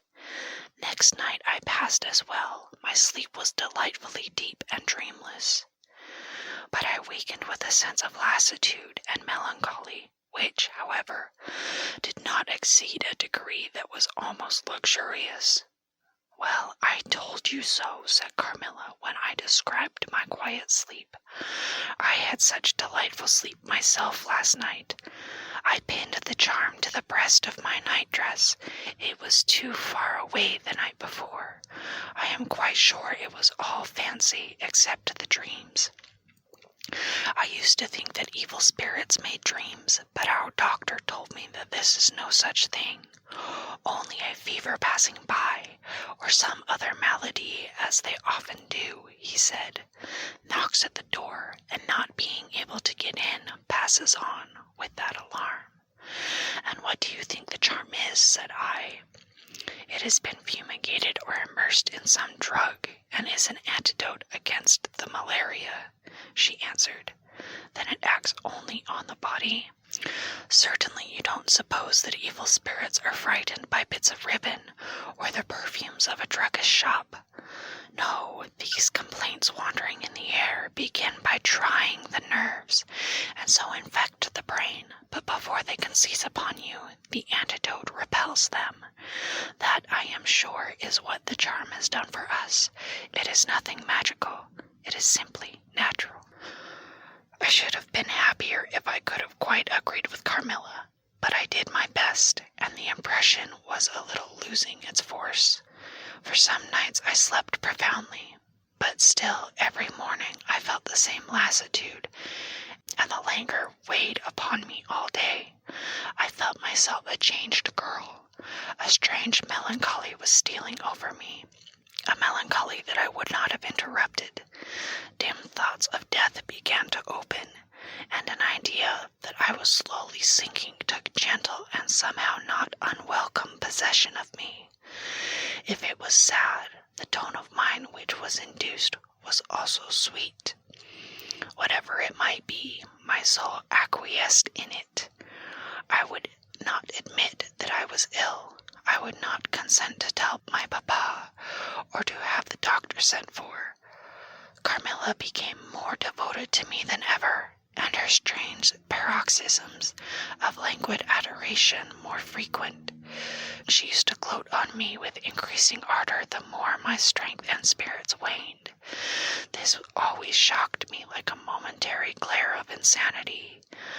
Without knowing it, I was now in a pretty advanced stage of the strangest illness under which mortal ever suffered.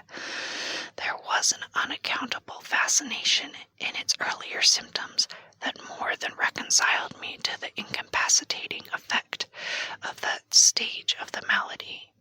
This fascination increased for a time until it reached a certain point. Then gradually a sense of the horrible mingled itself with it, deepening, as you shall hear, until it discolored and perverted the whole state of my life. The first change I experienced was rather agreeable. It was very near the turning point from which began the ascent of avarice. A certain vague and strange sensation visited me in my sleep. The prevailing one was of that pleasant, peculiar cold thrill which we feel in bathing when we move against the current of a river. This was soon accompanied by dreams that seemed interminable, and were so vague that I could never recollect their scenery and persons, or any one connected portion of their action. But they left an awful impression and a sense of exhaustion, as if I had passed through a long period of great mental exertion and danger. After all these dreams, there remained on waking a remembrance of having been in a place very nearly dark, and of having spoken to people whom I could not see, and especially of one clear voice, of a female's very deep, that spoke as if at a distance, slowly, and producing always the same sensation of indescribable solemnity and fear. Sometimes there came a sensation as if a hand was drawn softly along my cheek and neck. Sometimes it was as if warm lips kissed me, and longer and more lovingly as they reached my throat. But there the caress fixed itself. My heart beat faster, my breathing rose and fell rapidly and full drawn. A sobbing that rose into a sense of strangulation supervened, and turned into a dreadful convulsion, in which my senses left me and I became unconscious. It was now 3 weeks since the commencement of this unaccountable state. My sufferings had, during the last week, told upon my appearance. I had grown pale, my eyes were dilated and darkened underneath, and the languor which I had long felt began to display itself in my countenance. My father asked me often whether I was ill, but with an obstinacy which now seems to me unaccountable, I persisted in assuring him that I was quite well. In a sense this was true. I had no pain. I could complain of no bodily derangement. My complaint seemed to be one of the imagination or the nerves, and horrible as my sufferings were, I kept them with a morbid reserve very nearly to myself. It could not be that terrible complaint which the peasants called the opium, for I had now been suffering for 3 weeks, and they were seldom ill for much more than 3 days, when death put an end to their miseries. Carmilla complained of dreams and feverish sensations, but by no means of so alarming a kind as mine. I say that mine were extremely alarming. Had I been capable of comprehending my condition, I would have invoked aid and advice on my knees.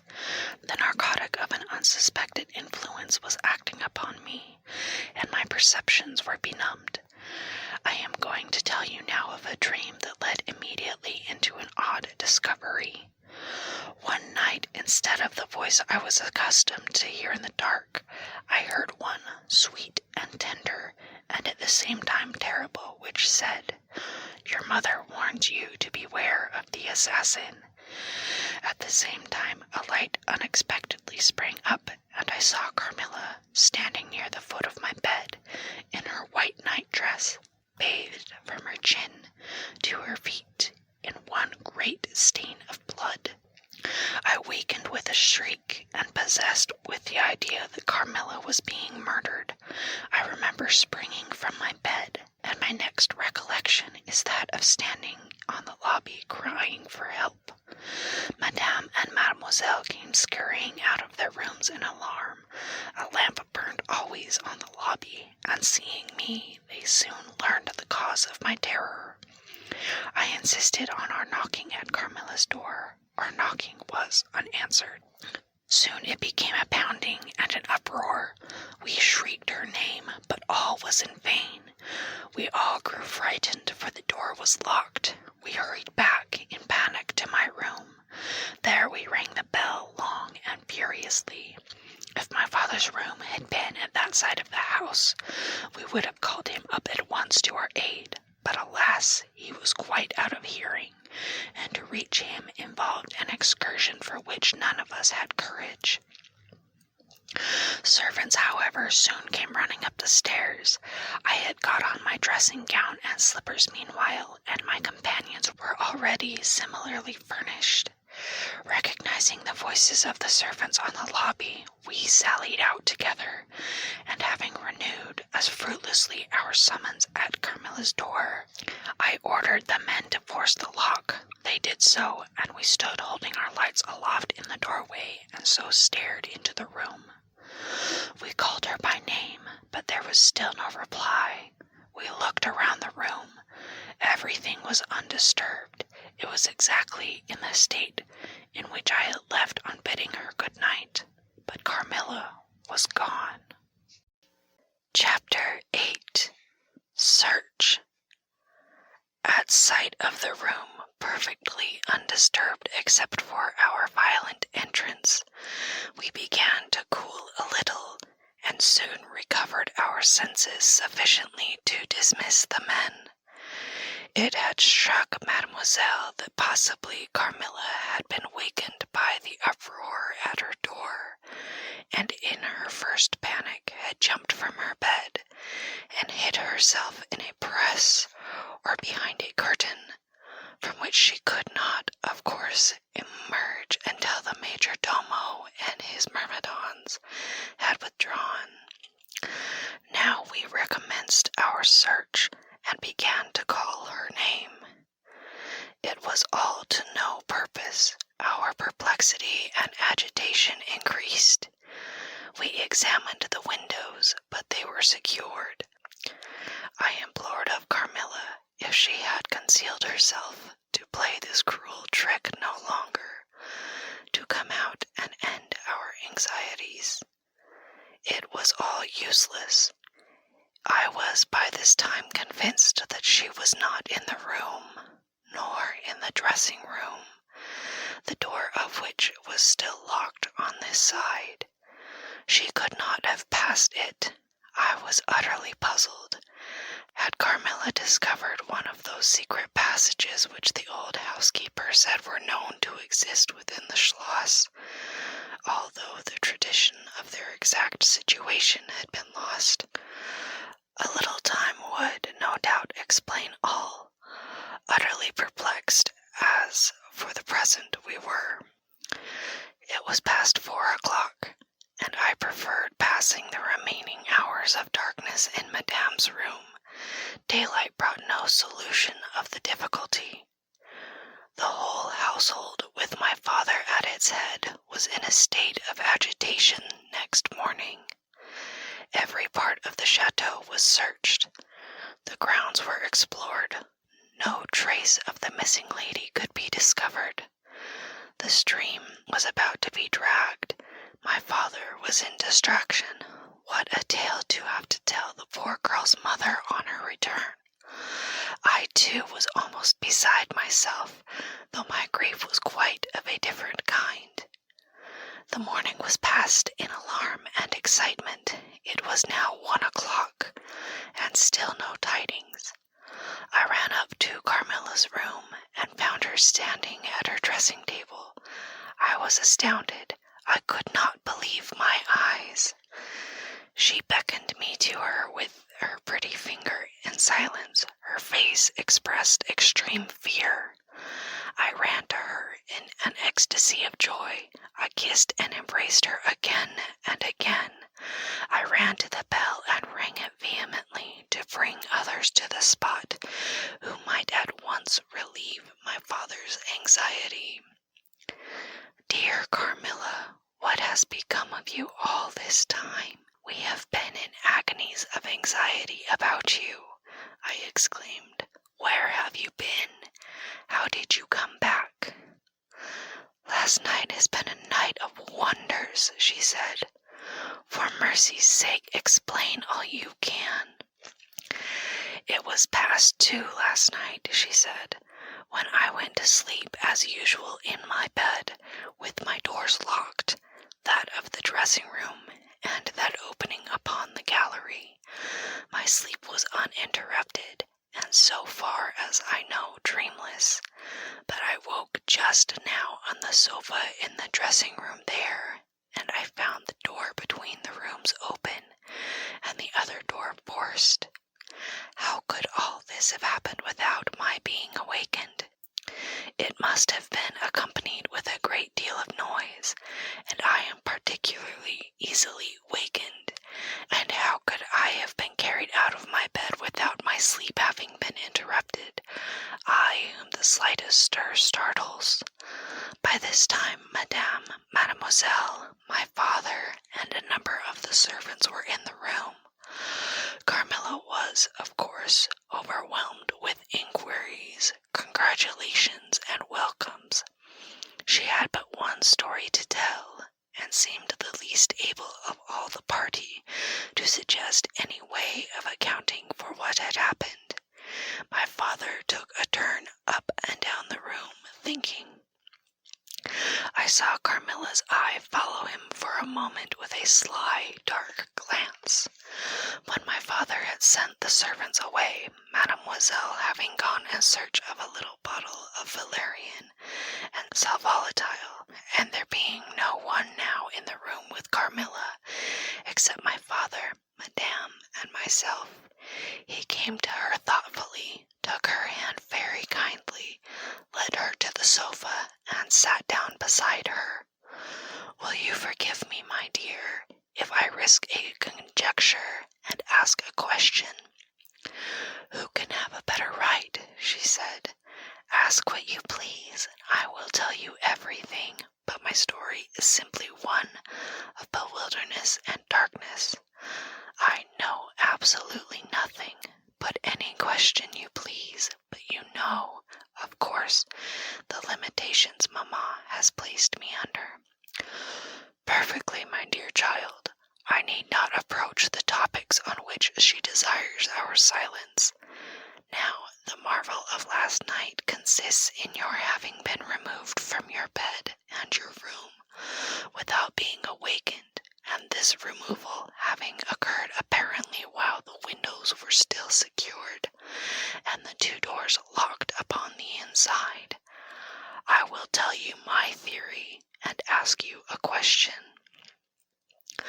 Carmilla was leaning on her hand dejectedly. Madame and I were listening breathlessly. Now my question is this. Have you ever been suspected of walking in your sleep? Never, since I was very young indeed. But you did walk in your sleep when you were young. Yes, I know I did. I have been told so often by my old nurse. My father smiled and nodded. Well, what has happened is this. You got up in your sleep, unlocked the door, not leaving the key as usual in the lock, but taking it out and locking it on the outside. You again took the key out and carried it away with you to some of the 25 rooms on this floor, or perhaps upstairs or downstairs. There are so many rooms and closets, so much heavy furniture, and such accumulations of lumber that it would require a week to search this old house thoroughly. Do you see now what I answered. And how, Papa, do you account for her finding herself on the sofa in the dressing room, which we had searched so carefully? She came there after you had searched it, still in her sleep, and at last woke spontaneously, and was as much as surprised to find herself there where she was as anyone else. I wish all mysteries were as easily and innocently explained as yours, Carmilla, he said, laughing, and so we may congratulate ourselves on the certainty that the most natural explanation of the occurrence is one that involves no drugging, no tampering with locks, no burglars, or poisoners, or witches, nothing that need alarm Carmilla or anyone else for our safety. Carmilla was looking charmingly. Nothing could be more beautiful than her tints. Her beauty was, I think, enhanced by that graceful languor that was peculiar to her. I think my father was silently contrasting her looks with mine, for he said, I wish my poor Laura was looking more like herself, and he sighed. So our alarms were happily ended, and Carmilla restored to her friends. Chapter 9. The Doctor. As Carmilla would not hear of an attendant sleeping in her room, my father arranged that a servant should sleep outside her door, so that she would not attempt to make another such excursion without being arrested at her own door. That night passed quietly, and next morning early the doctor, whom my father had sent for without telling me a word about it, arrived to see me. Madame accompanied me to the library, and there the grave little doctor, with white hair and spectacles, whom I mentioned before, was waiting to receive me. I told him my story, and as I proceeded he grew graver and graver. We were standing, he and I, in the recess of one of the windows, facing one another. When my statement was over, he leaned with his shoulders against the wall, and with his eyes fixed on me earnestly, with an earnest in which was a dash of horror. After a minute's reflection, he asked Madame if he could see my father. He was sent for accordingly, and as he entered smiling, he said, I dare say, doctor, you are going to tell me that I am an old fool for having brought you here. I hope I am. But his smile faded into shadow as the doctor, with a very grave face, beckoned him to him. He and the doctor talked for some time in the same recess, where I had just conferred with the physician. It seemed an earnest and argumentative conversation. The room is very large, and I and Madame stood together, burning with curiosity at the farther end. Not a word could we hear, however, for they spoke in a very low tone, and the deep recess of the window quite concealed the doctor from view, and very nearly my father, whose foot, arm, and shoulder only could we see, and the voices were, I suppose, all the less audible for the sort of closet which the thick wall and window formed. After a time, my father's face looked into the room. It was pale, thoughtful, and I fancied agitated. Laura, dear, come here for a moment. Madame, we shan't trouble you, the doctor says, at present. Accordingly, I approached, for the first time a little alarmed, for although I felt very weak, I did not feel ill, and strength, one always fancies, is a thing that may be picked up when we please. My father held out his hand to me as I drew near, but he was looking at the doctor, and he said, It certainly is very odd. I don't understand it quite. Laura, come here, dear. Now attend Dr. Spielsberg, and recollect yourself. sensation like that of 2 needles piercing the skin, somewhere about your neck on the night when you experienced your first horrible dream. Is there still any soreness? None at all, I answered. Can you indicate with your finger about the point at which you think this occurred? Very little below my throat. Here, I answered. I wore a morning dress which covered the place I pointed to. Now you can satisfy yourself, said the doctor. You won't mind your papa's lowering your dress very little. It is necessary to detect a symptom of the complaint under which you have been suffering. I acquiesced. It was only an inch or 2 below the edge of my collar. God bless me, so it is, exclaimed my father, growing pale. You see it now with your own eyes, said the doctor with a gloomy triumph. What is it? I exclaimed, beginning to be frightened. Nothing, my dear lady, but a small blue spot about the size of the tip of your little finger. And now, he continued, turning to Papa, question is what is best to be done. Is there any danger? I urged, in great trepidation. I trust not, my dear, answered the doctor. I don't see why you should not recover. I don't see why you should not begin immediately to get better. That is the point at which the sense of strangulation begins. Yes, I answered, and recollect, as well as you can, the same point was a kind of center of that thrill which you described just now, like the current of a cold stream running against you. It may have been. I think it was. Ah, you see, he added, turning to my father. Shall I say a word to Madame? Certainly, said my father. He called Madame to him and said, I find my young friend here far from well. It won't be of any great consequence, I hope, but it will be necessary that some steps be taken, which I will explain by and by. But in the meantime, Madame, you will be so good as to not let Miss Laura be alone for one moment. That is the only direction I need give for the present. It is indispensable. We may rely upon your kindness, Madame, I know, added my father. Madame satisfied him eagerly. And you, dear Laura, I know you will observe the doctor's direction.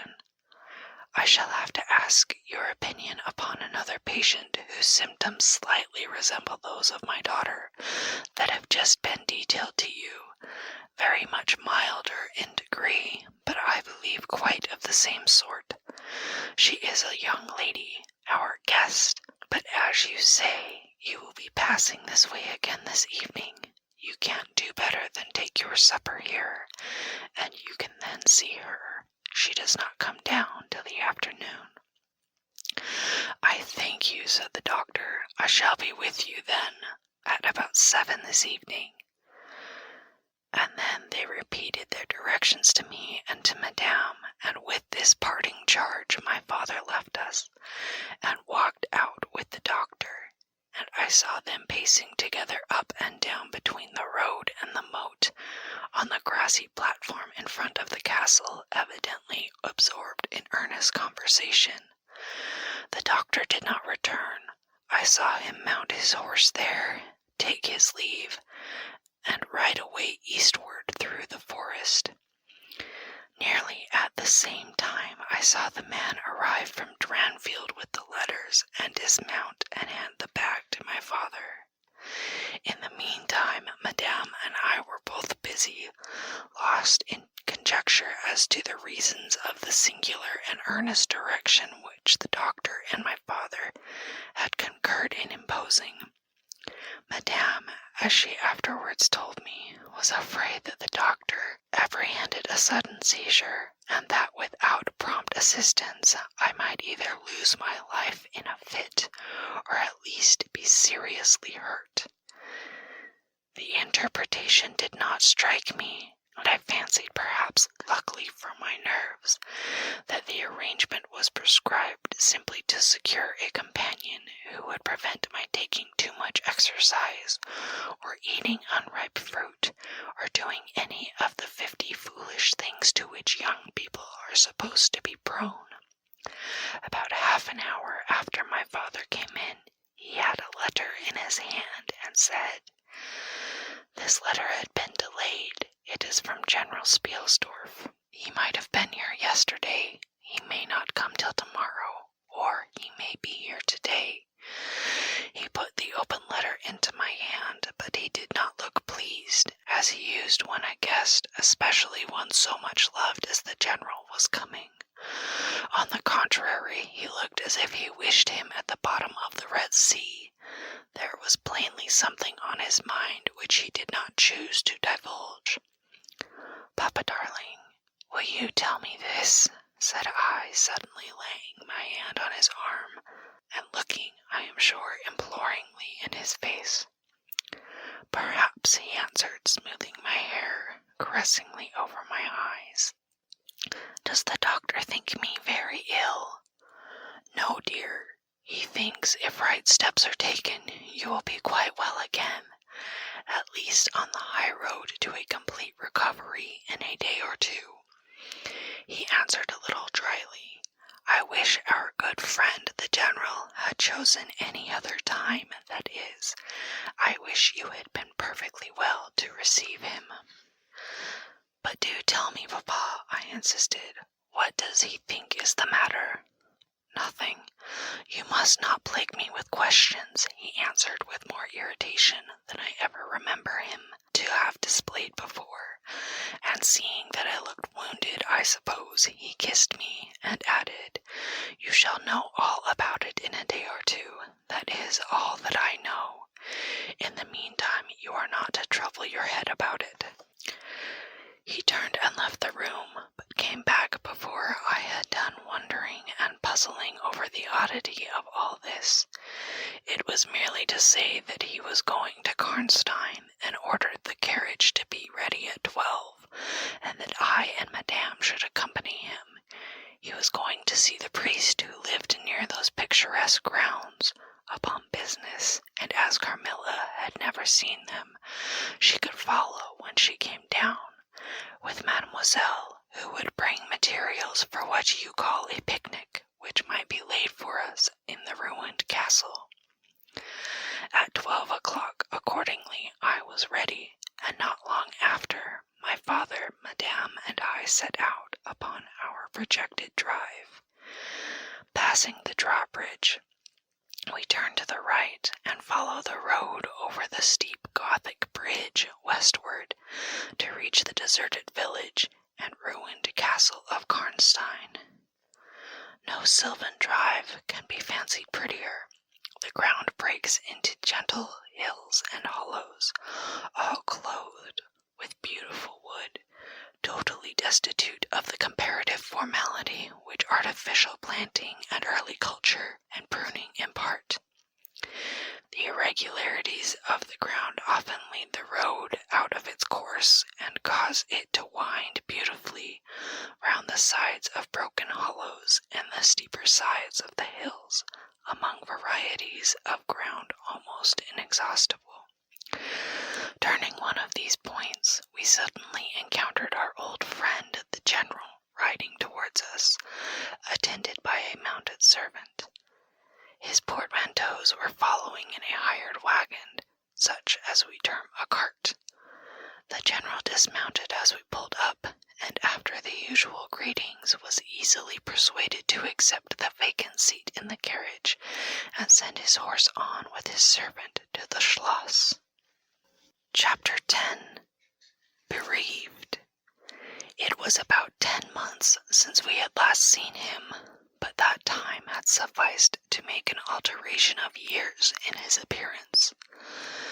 He had grown thinner. Something of gloom and anxiety had taken the place of that cordial serenity which used to characterize his features. His dark blue eyes, always penetrating, now gleamed with a sterner light from under his shaggy gray eyebrows. It was not such a change as grief alone usually induces, and angrier passions seemed to have had their share in bringing it about.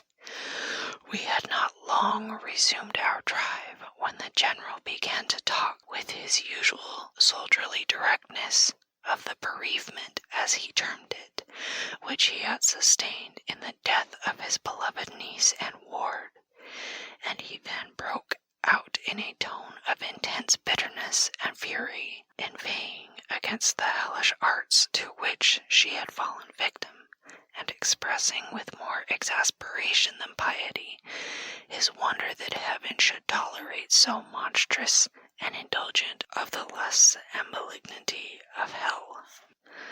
My father, who saw at once that something very extraordinary had befallen him, asked him, if not too painful to him, to detail the circumstances which he thought justified the strong terms in which he expressed himself. "I should tell you all with pleasure," said the general, "but you would not believe me." "Why should I not?" he asked. "Because," he answered testily, "you believe in nothing but what consists with your own prejudices and illusions. I remember when I was like you, but I have learned better." "Try me," said my father. "I am not such a dogmatist as you suppose. Besides which, I very well know that you generally require proof for what you believe, and am, therefore, very strongly predisposed to respect your conclusions. You are right in supposing that I have not been led lightly into a belief in the marvelous, for what I have experienced is marvelous, and I have been forced by extraordinary evidence to credit that which ran counter diametrically to all my theories. I have been made the dupe of a preternatural conspiracy."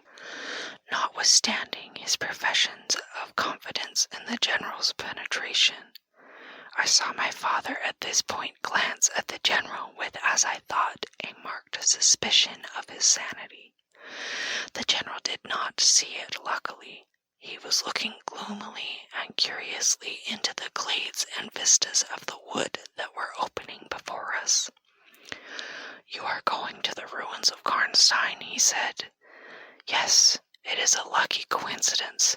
Do you know I was going to ask you to bring me there to inspect them? I have a special object in exploring. There is a ruined chapel, ain't there, with a great many tombs of that extinct family?" "So there are. Highly interesting," said my father. "I hope you are thinking of claiming the title and estates."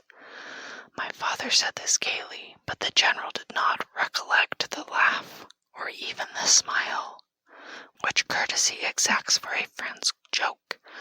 On the contrary, he looked grave and even fierce, ruminating on a matter that stirred his anger and horror. "Something very difficult," he said gruffly. "I mean to unearth some of those fine people. I hope by God's blessing to accomplish a pious sacrilege here, which will relieve our earth of certain monsters, and enable honest people to sleep in their beds without being assailed by murderers. I have strange things to tell you, my dear friend, such as I myself would have scouted as incredible a few months since." My father looked at him again, but this time not with a glance of suspicion, with an eye rather of keen intelligence and alarm. "The House of Karnstein," he said, "has been long extinct, 100 years at least. My dear wife was maternally descended from the Karnsteins, but the name and title have long ceased to exist. The castle is a ruin. The very village is deserted. It is 50 years since the smoke of a chimney was seen there, not a roof left." "Quite true. I have heard a great deal about that since I last saw you, a great deal that will astonish you. But I had better relate everything in the order in which it occurred," said the general. "You saw my dear ward, my child, I may call her. No creature could have been more beautiful, and only 3 months ago none more blooming." "Yes, poor thing. When I saw her last, she certainly was quite lovely," said my father. "I was grieved and shocked more than I can tell you, my dear friend. I knew what a blow it was to you." He took the general's hand, and they exchanged a kind pressure. Tears gathered in the old soldier's eyes. He did not seek to conceal them. He said, "We have been very old friends. I knew you would feel for me, childless as I am." She had become an object of very near interest to me, and repaid my care by an affection that cheered my home and made my life happy. That is all gone. The years that remain to me on earth may not be very long, but by God's mercy I hope to accomplish a service to mankind before I die, and to subserve the vengeance of heaven upon the fiends who have murdered my poor child in the spring of her hopes and beauty. "You said just now that you intended relating everything as it occurred," said my father. "Pray do. I assure you that it is not mere curiosity that prompts me." By this time we had reached the point at which the Trunstall road, by which the general had come, diverges from the road which we were traveling to Karnstein. "How far is it to the ruins?" inquired the general, looking anxiously forward.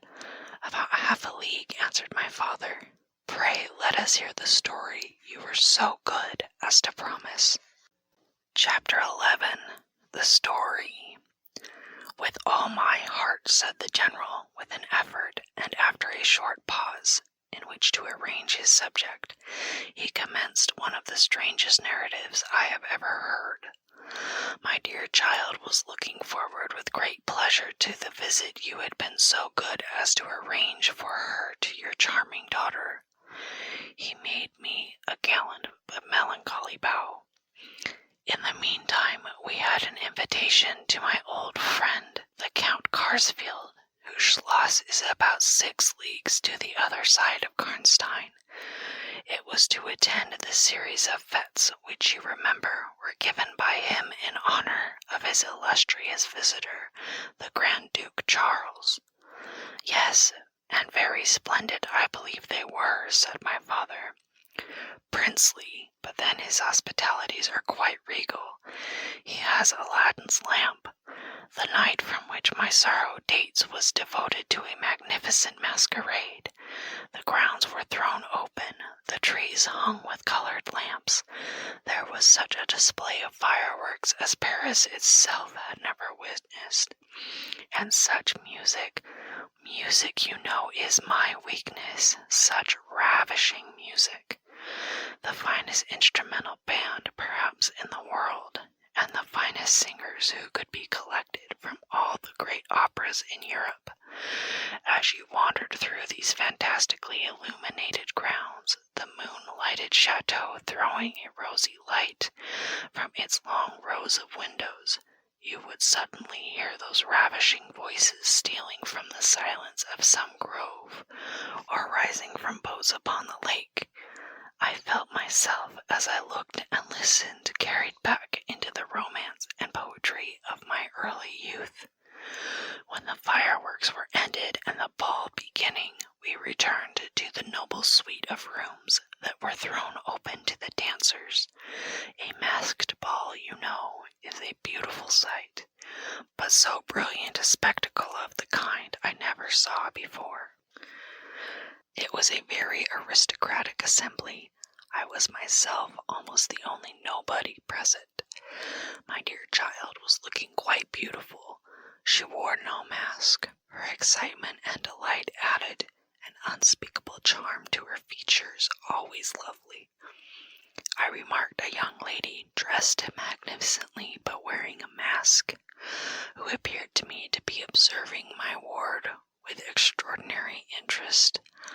I had seen her earlier in the evening in the great hall, and again for a few moments walking near us on the terrace terrace under the castle windows, similarly employed. A lady, also masked, richly and gravely dressed, with a stately air like a person of rank, accompanied her as chaperone. Had the lady not worn a mask, I could, of course, have been much more certain upon the question whether she was really watching my poor darling. I am now well assured that she was. We were now in one of the salons. My poor dear child had been dancing and was resting a little in one of the chairs near the door. I was standing near. The two ladies I have mentioned had approached, and the younger took the chair next to my ward, while her companion stood beside me, and for a little time addressed herself in a low tone to her charge. Availing herself of the privilege of her mask, she turned to me, and in the tone of an old friend, and calling me by name, opened a conversation with me, which piqued my curiosity a good deal. She referred to many scenes where she had met me, at court and at distinguished houses. She alluded to little incidents which I had long ceased to think of, but which, I found, had only lain in abeyance in my memory, for they instantly started to life at her touch. I became more and more curious to ascertain who she was every moment. She parried my attempts to discover very adroitly and pleasantly.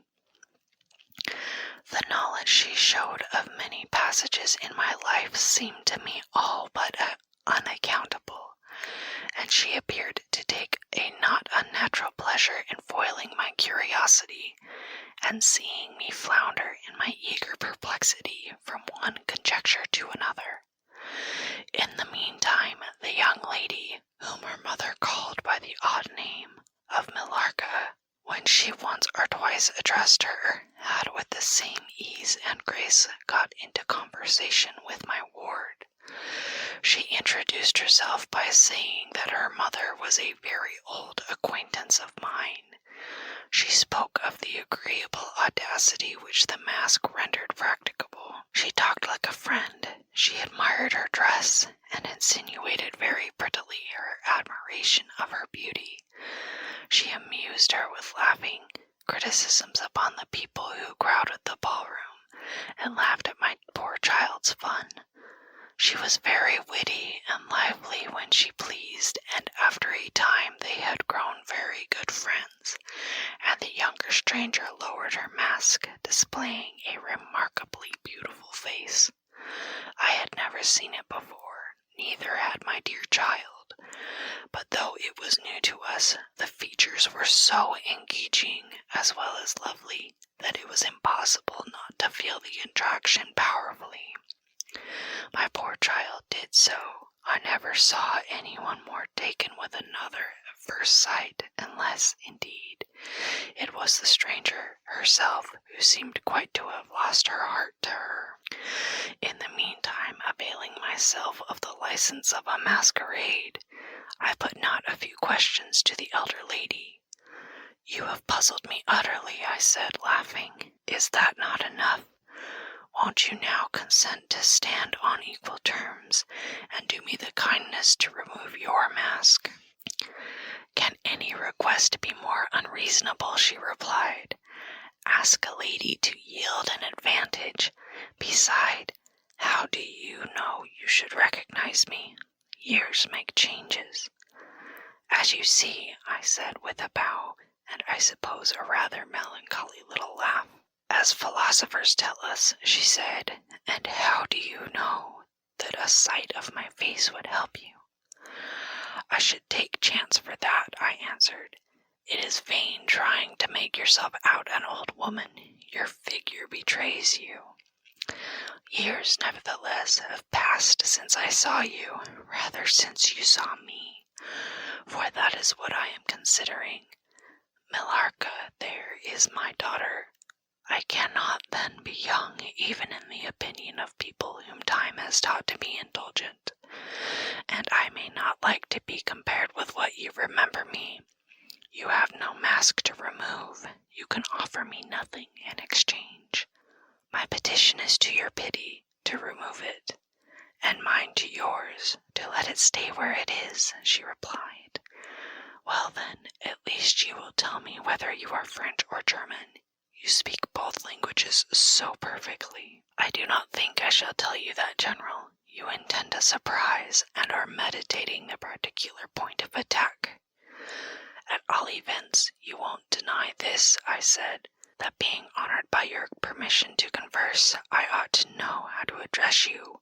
Shall I say Madame la Comtesse?"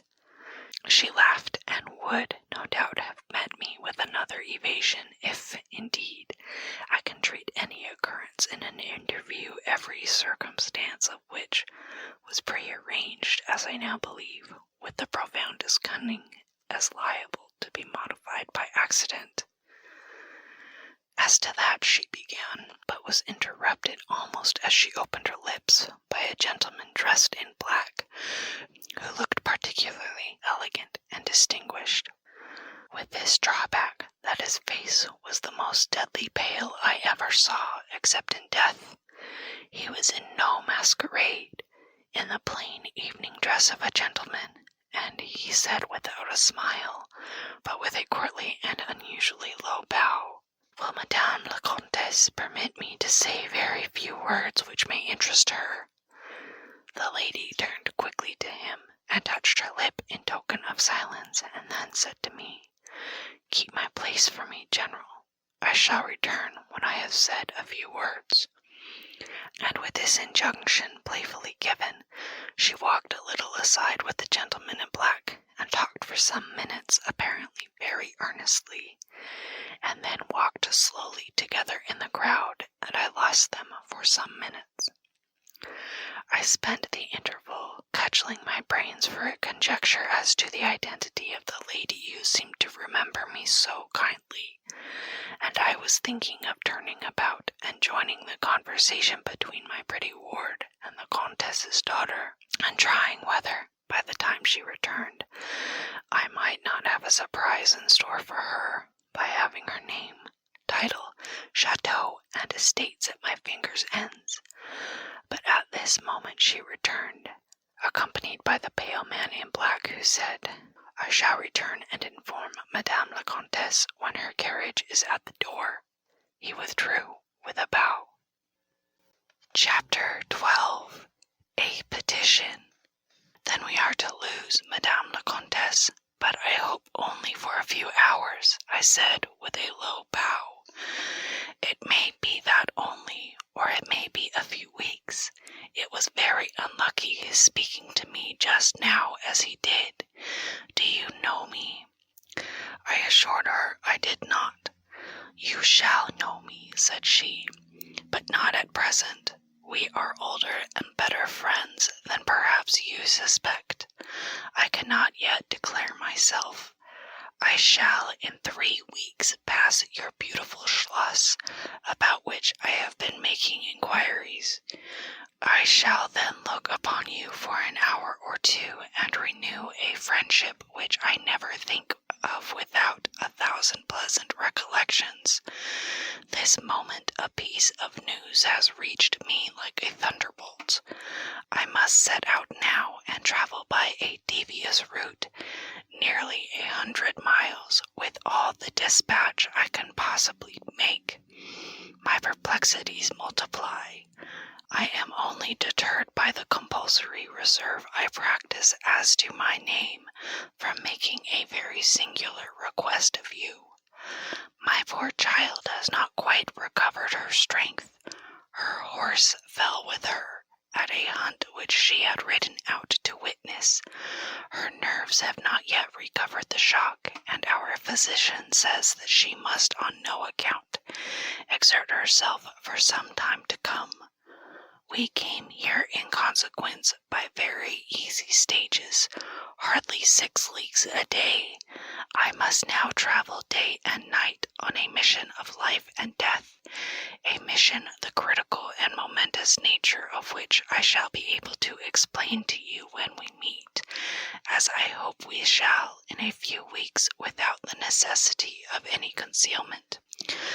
She went on to make her petition, and it was in the tone of a person from whom such a request amounted to conferring rather than seeking a favor. This was only in manner, and it seemed quite unconsciously than the terms which it was expressed nothing could be more deprecatory. It was simply that I would consent to take charge of her daughter during her absence. This was, all things considered, a strange, not to say an audacious request. She in some sort disarmed me by stating and admitting everything that could be urged against it, and throwing herself entirely upon my chivalry. At the same moment, by a fatality that seems to have predetermined all that happened, my poor child came to my side, and in an undertone besought me to invite her new friend, Millarca, to pay us a visit. She had just been sounding her, and thought if her mamma would allow her, she would like it extremely. At another time I should have told her to wait a little while, until at least we knew who they were, but I had not a moment to think in. The two ladies assailed me together, and I must confess the refined and beautiful face of the young lady, about which there was something extremely engaging, as well as the elegance and fire of high birth, determined me, and quite overpowered. I submitted, and undertook too easily the care of the young lady whom her mother called Millarca.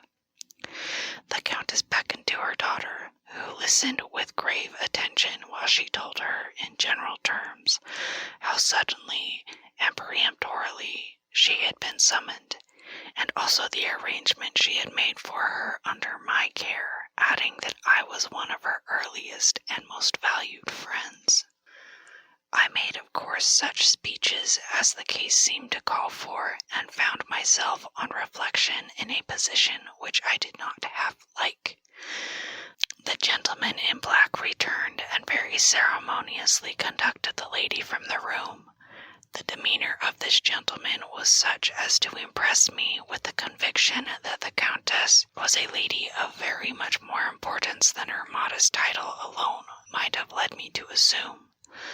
Her last charge to me was that no attempt was to be made to learn more about her than I might have already guessed until her return.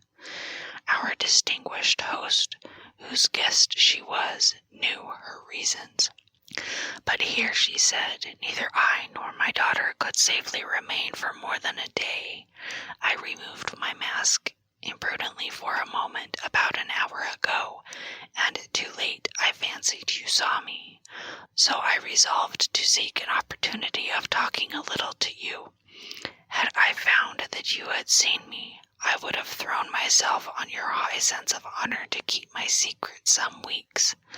As it is, I am satisfied that you did not see me, but if you now suspect, or on reflection should suspect who I am, I commit myself in like manner entirely to your honor. My daughter will observe the same secrecy, and I well know that you will from time to time remind her lest she should thoughtlessly disclose it.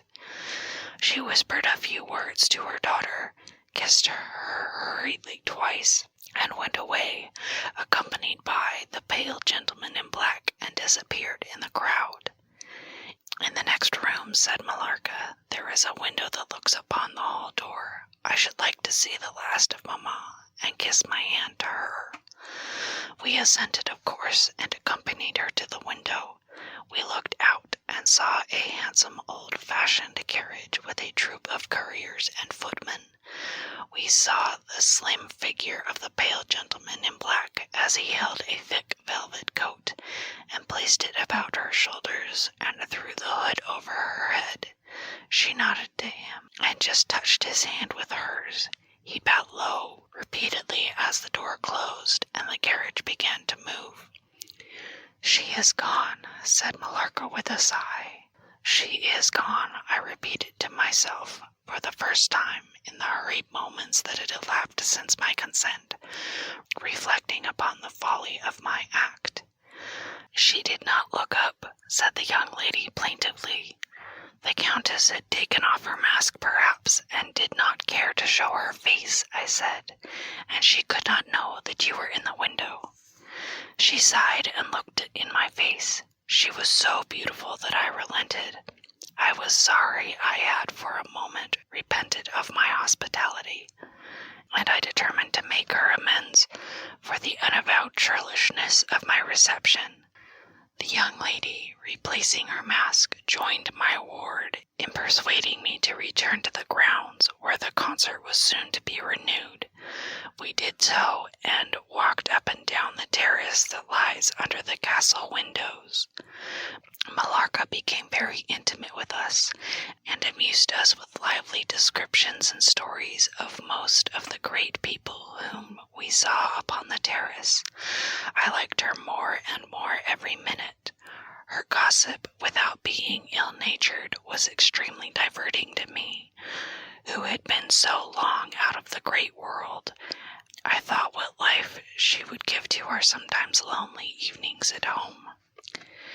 This ball was not over until the morning sun had almost reached the horizon. It pleased the Grand Duke to dance till then, so loyal people could not go away or think of bed. We had just got through a crowded saloon when my ward asked me what had become of Millarca. I thought she had been by her side, and she fancied she was by mine. The fact was, we had lost her. All my efforts to find her were in vain. I feared that she had mistaken in the confusion of momentary separation from us other people for her new friends, and had possibly pursued and lost them in the extensive grounds which were thrown open to us. Now, in its full force, I recognized a new folly in my having undertaken the charge of a young lady without so much as knowing her name, and fettered as I was by promises, of the reasons for imposing which I knew nothing. I could not even point my inquiries by saying that the missing young lady was the daughter of the Countess who had taken her departure a few hours before. Morning broke. It was clear daylight before I gave up my search. It was not till near 2 o'clock next day that we heard anything of my missing charge. About that time a servant knocked at my niece's door to say that he had been earnestly requested by a young lady, who appeared to be in great distress, to make out where she could find the General Baron Spielsdorf and the young lady, his daughter, in whose charge she had been left by her mother. There could be no doubt, notwithstanding the slight inaccuracy, that our young friend had turned up. So she had. Would heaven we had lost her.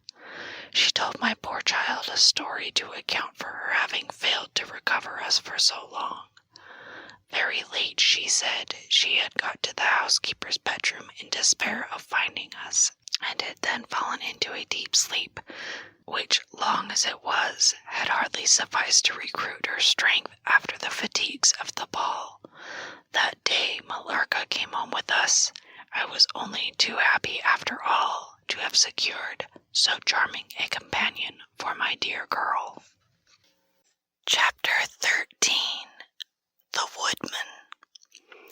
There soon, however, appeared some drawbacks. In the first place, Millarca complained of extreme languor, the weakness that remained after her late illness, and she never emerged from her room till the afternoon was pretty far advanced. In the next place, it was accidentally discovered, although she always locked her door on the inside, and never disturbed the key from its place till she admitted the maid to assist her at her toilet, that she was undoubtedly sometimes absent from her room in the very early morning, and at various times later in the day, before she wished it to be understood that she was stirring. She was repeatedly seen from the windows of the Schloss in the first faint gray of the morning, walking through the trees in an easterly direction, and looking like a person in a trance. This convinced me that she walked in her sleep, But this hypothesis did not solve the puzzle. How did she pass out from her room, leaving the door locked on the inside? How did she escape from the house without unbarring door or window? In the midst of my perplexities, an anxiety of a far more urgent kind presented itself. My dear child began to lose her looks and health, and that in a manner so mysterious and even horrible that I became thoroughly frightened. She was at first visited by appalling dreams, then, as she fancied, by a spectre, sometimes resembling Millarca, sometimes in the shape of a beast, indistinctly seen walking round the foot of her bed from side to side. Lastly came sensations. One, not unpleasant, but very peculiar, she said, resembled the flow of an icy stream against her breast. At a later time, she felt something like a pair of large needles pierce her, a little below the throat, with a very sharp pain. A few nights after followed a gradual and convulsive sense of strangulation. Then came unconsciousness. I could hear distinctly every word the kind old general was saying, because by this time we were driving upon the short grass that spreads on either side of the road as you approach the roofless village which had not shown the smoke of a chimney for more than half a century. You may guess how strangely I felt as I heard my own symptoms so exactly described in those which had been experienced by the poor girl, who, but for the catastrophe which followed, would have been at that moment a visitor at my father's chateau. You may suppose also how I felt as I heard him detail habits and mysterious peculiarities, which were in fact those of our beautiful guest, Carmilla. A vista opened in the forest. We were on a sudden under the chimneys and gables of the ruined village, and the towers and battlements of the dismantled castle, round which gigantic trees are grouped, overhung us from a slight eminence. In a frightened dream, I got down from the carriage, and in silence, for we had each abundant matter for thinking, we soon mounted the ascent, and were among the spacious chambers, winding stairs, and dark corridors of the castle. And this was once the palatial residence of the Karnsteins, said the old general at length, as from a great window he looked out across the village and saw the wide, undulating expanse of forest. It was a bad family, and here its blood-stained annals are written. He continued, it is hard that they should, after death, continue to plague the human race with their atrocious lusts. That this is the chapel of the Karnsteins down there. He pointed down to the grey walls of the Gothic building, partly visible through the foliage, a little way down the steep. And I hear the axe of a woodman, he added, busy among the trees that surround it. He possibly may give us the information of which I am in search, and point out the grave of Millarca, Countess of Karnstein. These rustics preserve the local traditions of great families, whose stories die out among the rich and titled, so soon as the families themselves become extinct. We have a portrait at home of Mircalla, the Countess Karnstein. Should you like to see it? Asked my father. Time enough, dear friend, replied the general.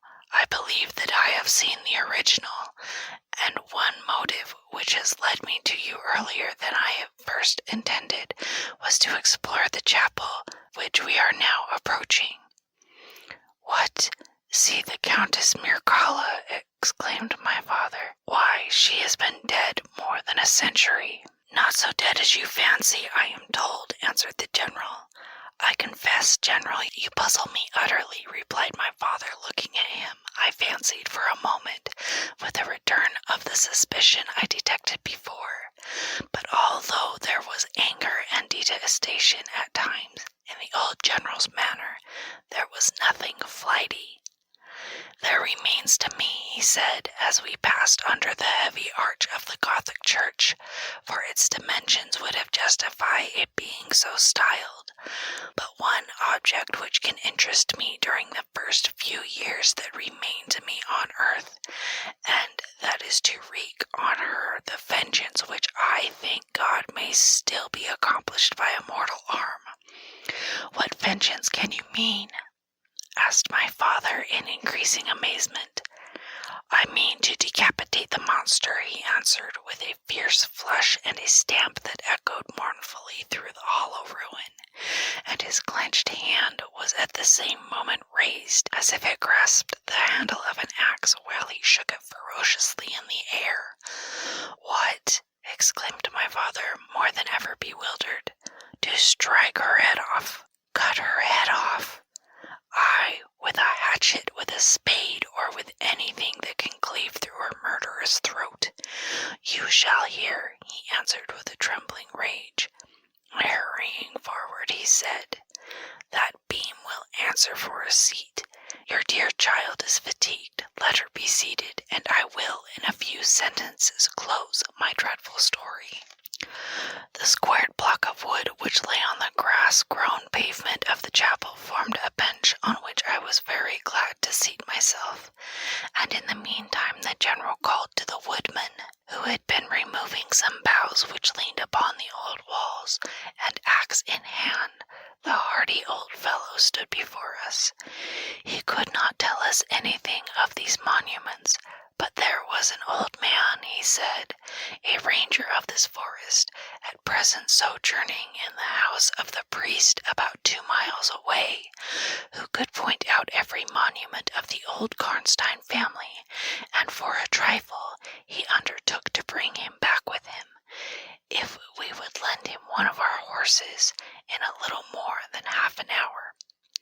Have you been long employed about this forest? Asked my father of the old man. I have been a woodman here, he answered in his patois, under the forester all my days. So has my father before me, and so on, as many generations as I can count up. I could show you the very house in the village here in which my ancestors lived. How came the village to be deserted? Asked the general. It was troubled by revenants, sir. Several were tracked to their graves. There detected by the usual tests, and extinguished in the usual way by decapitation, by the stake, and by burning, but not until many of the villagers were killed. But after these proceedings, according to law, he continued, so many graves opened, and so many vampires deprived of their horrible animation, the village was not relieved.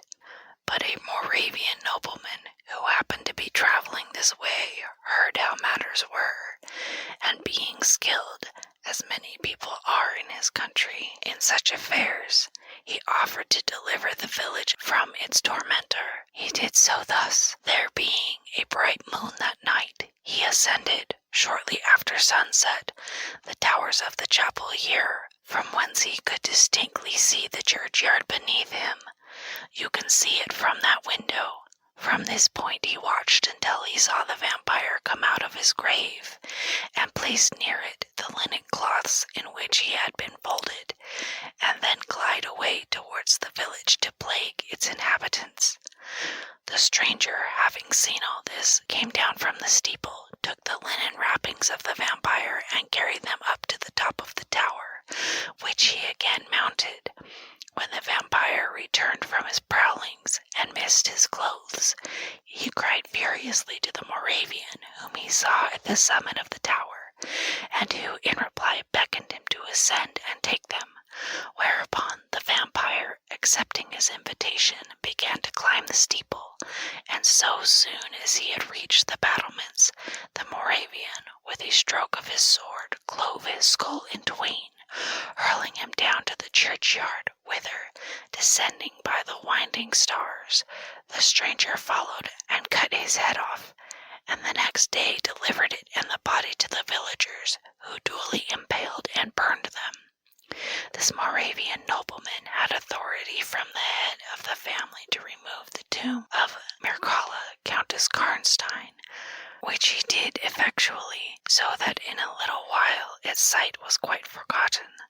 "Can you point out where it stood?" asked the general eagerly. The forester shook his head and smiled.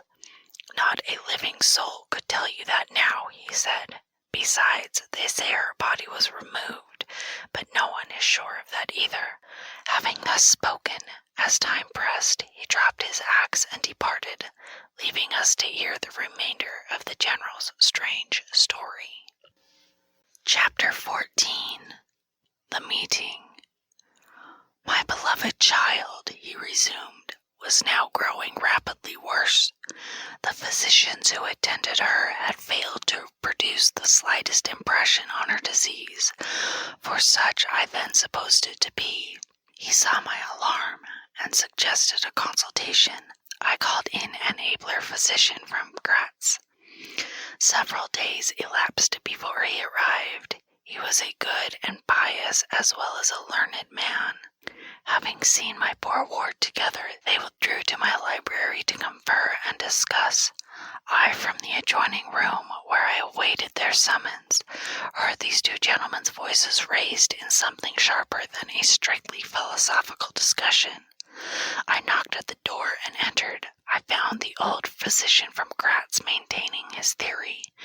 His rival was combating it with undistinguished ridicule, accompanying with bursts of laughter. This unseemly manifestation subsided, and the altercation ended on my entrance. "Sir," said my first physician, "my learned brother seems to think that you want a conjurer, not a doctor." "Pardon me," said the old physician from Graz, looking displeased. "I shall state my own view of the case in my own way another time. I grieve, Monsieur le General, that by my skill and science I can be of no use. Before I go, I shall do myself the honor to suggest something to you." He seemed thoughtful and sat down at a table and began to write. Profoundly disappointed, I made my bow, and as I turned to go, the other doctor pointed over his shoulder to his companion who was writing, and then with a shrug significantly touched his forehead. This consultation, then, left me precisely where I was. I walked out into the grounds, all but distracted. The doctor from Graz, in 10 or 15 minutes, overtook me. He apologized for having followed me, but said that he could not conscientiously take his leave without a few words more. He told me that he could not be mistaken. No natural disease inhibited the same symptoms, and that death was already very near. There remained, however, a day or possibly two of life. If the fatal seizure were at once arrested, with great care and skill her strength might possibly return, but all hung now upon the confines of the irrevocable. One more assault might extinguish the last spark of vitality, which is every moment ready to die. "And what is the nature of the seizure you speak of?" I entreated. "I have stated all fully in this note, which I place in your hands upon the distinct condition that you send for the nearest clergyman, and open my letter in his presence, and on no account read it till he is with you. You would despise it else, and it is a matter of life and death. Should the priest fail you, then indeed you may read it." He asked me, before taking his leave finally, whether I would wish to see a man curiously learned upon the very subject, which, after I read his letter, would probably interest me above all others, and he urged me earnestly to invite him to visit him there, and so took his leave. The ecclesiastic was absent, and I read the letter by myself. At another time, or in another case, it might have excited my ridicule, but into what quackeries will not people rush for a last chance, where all accustomed means have failed, and the life of a beloved object is at stake? Nothing, you will say, could be more absurd than the learned man's letter. It was monstrous enough to have consigned him to a madhouse. He said that the patient was suffering from the visits of a vampire. The punctures which she described as having occurred near the throat were, he insisted, the insertion of two long, thin, and sharp teeth, which it is well known are peculiar to vampires, and there could be no doubt, he added, as to the well-defined presence of the livid mark, which all concurred in describing as that induced by the demon's lips, and every symptom described by the sufferer was in exact conformity with those recorded in every case of a similar visitation. Being myself wholly skeptical as to the existence of any such portent as a vampire, the supernatural theory of the good doctor furnished, in my opinion, but another instance of learning and intelligence oddly associated with some one hallucination. I was so miserable, however, that rather than try nothing, I acted upon the instructions of the letter. I concealed myself in the dark dressing room that opened upon the poor patient's room, in which a candle was burning, and watched there till she was fast asleep. I stood at the door, peeping through the small crevice, my sword laid on the table beside me, as my directions prescribed, until, a little after 1, I saw a large black object, very ill-defined, crawl, as it seemed to me, over the foot of the bed, and swiftly spread itself up to the poor girl's throat, where it swelled in a moment into a great palpitating mass. For a few moments I had stood petrified. I now sprang forward with my sword in my hand. The black creature suddenly contracted towards the foot of the bed, glided over it, and standing on the floor about a yard below the foot of the bed, with a glare of skulking ferocity and horror fixed on me, I saw Millarca speculating I know not what. I struck at her instantly with my sword, but saw her standing near the door unscathed. Horrified, I pursued and struck again. She was gone, and my sword flew to shivers against the door. I can't describe to you all that passed on that horrible night. The whole house was up and stirring. The spectre Millarca was gone, but her victim was sinking fast, and before the morning dawned, she died. The old general was agitated. We did not speak to him. My father walked to some little distance and began reading the inscriptions on the tombstones, and thus occupied he strolled into the door of a side chapel to prosecute his researches. The general leaned against the wall, dried his eyes, and sighed heavily. I was relieved on hearing the voices of Carmilla and Madame, who were at that moment approaching. The voices died away. In this solitude, having just listened to so strange a story, connected as it was with the great entitled dead, whose monuments were mouldering among the dust and ivy round us, and every incident of which bore so awfully upon my own mysterious case, in this haunted spot, darkened by the towering foliage that rose on every side, dense and high above its noiseless walls, a horror began to steal over me, and my heart sank as I thought that my friends were, after all, not about to enter and disturb this triste and ominous scene. The old general's eyes were fixed on the ground, as he leaned with his hand upon the basement of a shattered monument, under a narrow arched doorway, surmounted by one of those demoniacal grotesques in which the cynical and ghastly fancy of old Gothic carving delights. I saw very gladly the beautiful face and figure of Carmilla enter the shadowy chapel. I was just about to rise and speak, nodding and smiling in answer to her peculiarly engaging smile, when, with a cry, the old man by my side caught up the woodman's hatchet and started forward. On seeing him, a brutalized change came over her features. It was an instantaneous and horrible transformation, as she made a crouching step backwards. Before I could utter a scream, he struck at her with all his force, but she dived under his blow and unscathed caught him in her tiny grasp by the wrist. He struggled for a moment to release his arm, but his hand opened, the axe fell to the ground, and the girl was gone. He staggered against the wall. His gray hair stood upon his head, and a moisture shone over his face as if he were at the point of death. The frightful scene had passed in a moment. The first thing I recollect after is Madame standing before me and impatiently repeating again and again the question, "Where is Mademoiselle Carmilla?" I answered at length, "I don't know. I can't tell. She went there," and I pointed to the door through which Madame had just entered, only a minute or two since. But I have been standing there in the passage ever since Mademoiselle Carmilla entered, and she did not return. She began to call Carmilla through every door and passage from the windows, but no answer came. "She called herself Carmilla?" asked the general, still agitated. "Carmilla, yes," I answered.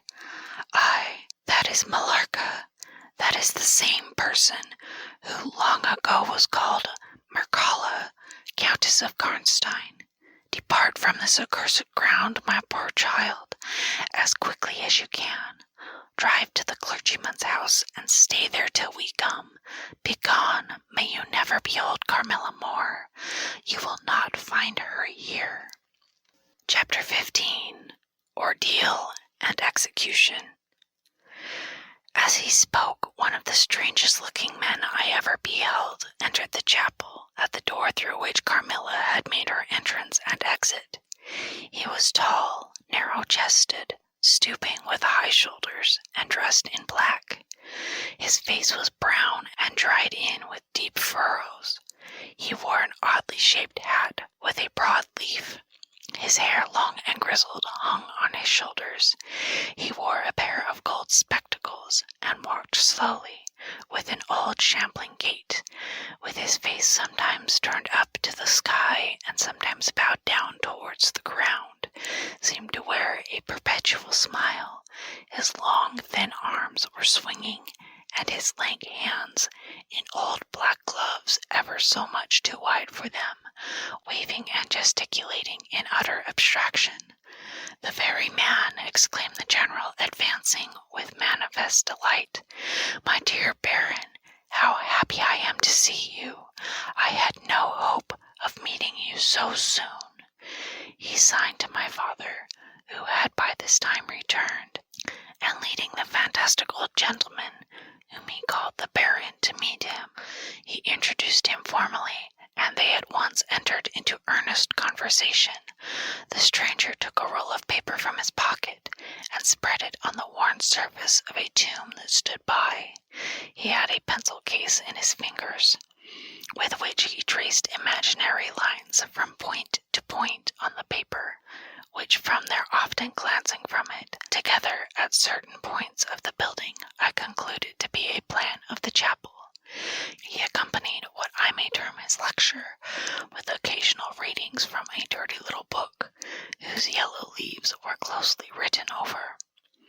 They sauntered together down the side aisle, opposite to the spot where I was standing, conversing as they went. Then they began measuring distances by paces, and finally they all stood together, facing a piece of the side wall, which they began to examine with great minuteness, pulling off the ivy that clung over it, and rapping the plaster with the ends of their sticks, scraping here and knocking there. At length they ascertained the existence of a broad marble tablet, with letters carved in relief upon it. With the assistance of the woodman, who soon returned, a monumental inscription and carved escutcheon were disclosed. They proved to be those of the long-lost monument of Mircalla, Countess Karnstein. The old general, though not, I fear, given to the praying mood, raised his hands and eyes to heaven in mute thanksgiving for some moments. "Tomorrow," I heard him say, "the commissioner will be here, and the inquisition will be held according to law." Then, turning to the old man with the gold spectacles, whom I have described, he shook him warmly by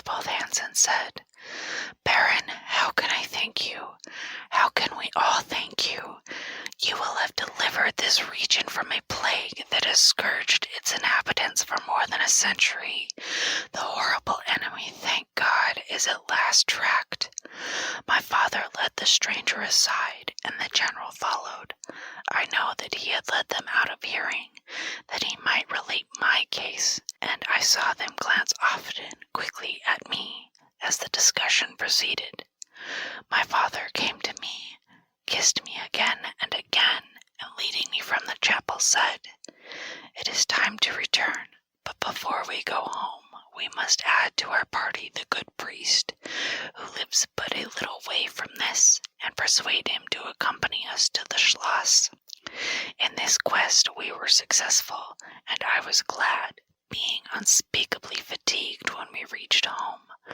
But my satisfaction was changed to dismay on discovering that there were no tidings of Carmilla. Of the scene that had occurred in the ruined chapel, no explanation was offered to me, and it was clear that it was a secret which my father, for the present, determined to keep from me. The sinister absence of Carmilla made the remembrance of the scene more horrible to me. The arrangements for the night were singular. 2 servants and Madame were to sit up in my room that night, and the ecclesiastic, with my father, kept watch in the adjoining dressing-room. The priest had performed certain solemn rites that night, the purport of which I did not understand any more than I comprehended the reason for this extraordinary precaution taken for my safety during sleep. I saw all clearly a few days later. The disappearance of Carmilla was followed by the discontinuance of my nightly sufferings. You have heard, no doubt, of the appalling superstition that prevails in Upper and Lower Styria, in Moravia, Silesia, in Turkish Serbia, in Poland, even in Russia. The superstition, so we must call it, of the vampire. If human testimony, taken with every care and solemnity, judicially, before commissions innumerable, each consisting of many members, all chosen for integrity and intelligence, and constituting reports more voluminous, perhaps, than exist upon one other class of cases, is worth anything, it is difficult to deny or even to doubt the existence of such a phenomenon as the vampire. For my part, I have heard no theory by which to explain what I myself have witnessed and experienced, other than that supplied by the ancient and well-attested belief of the country. The next day the formal proceedings took place in the chapel of Karnstein. The grave of the Countess Mircalla was opened, and the general and my father recognized each his perfidious and beautiful guest in the face now disclosed to view. The features, though 150 years had passed since her funeral, were tinted with the warmth of life. Her eyes were open.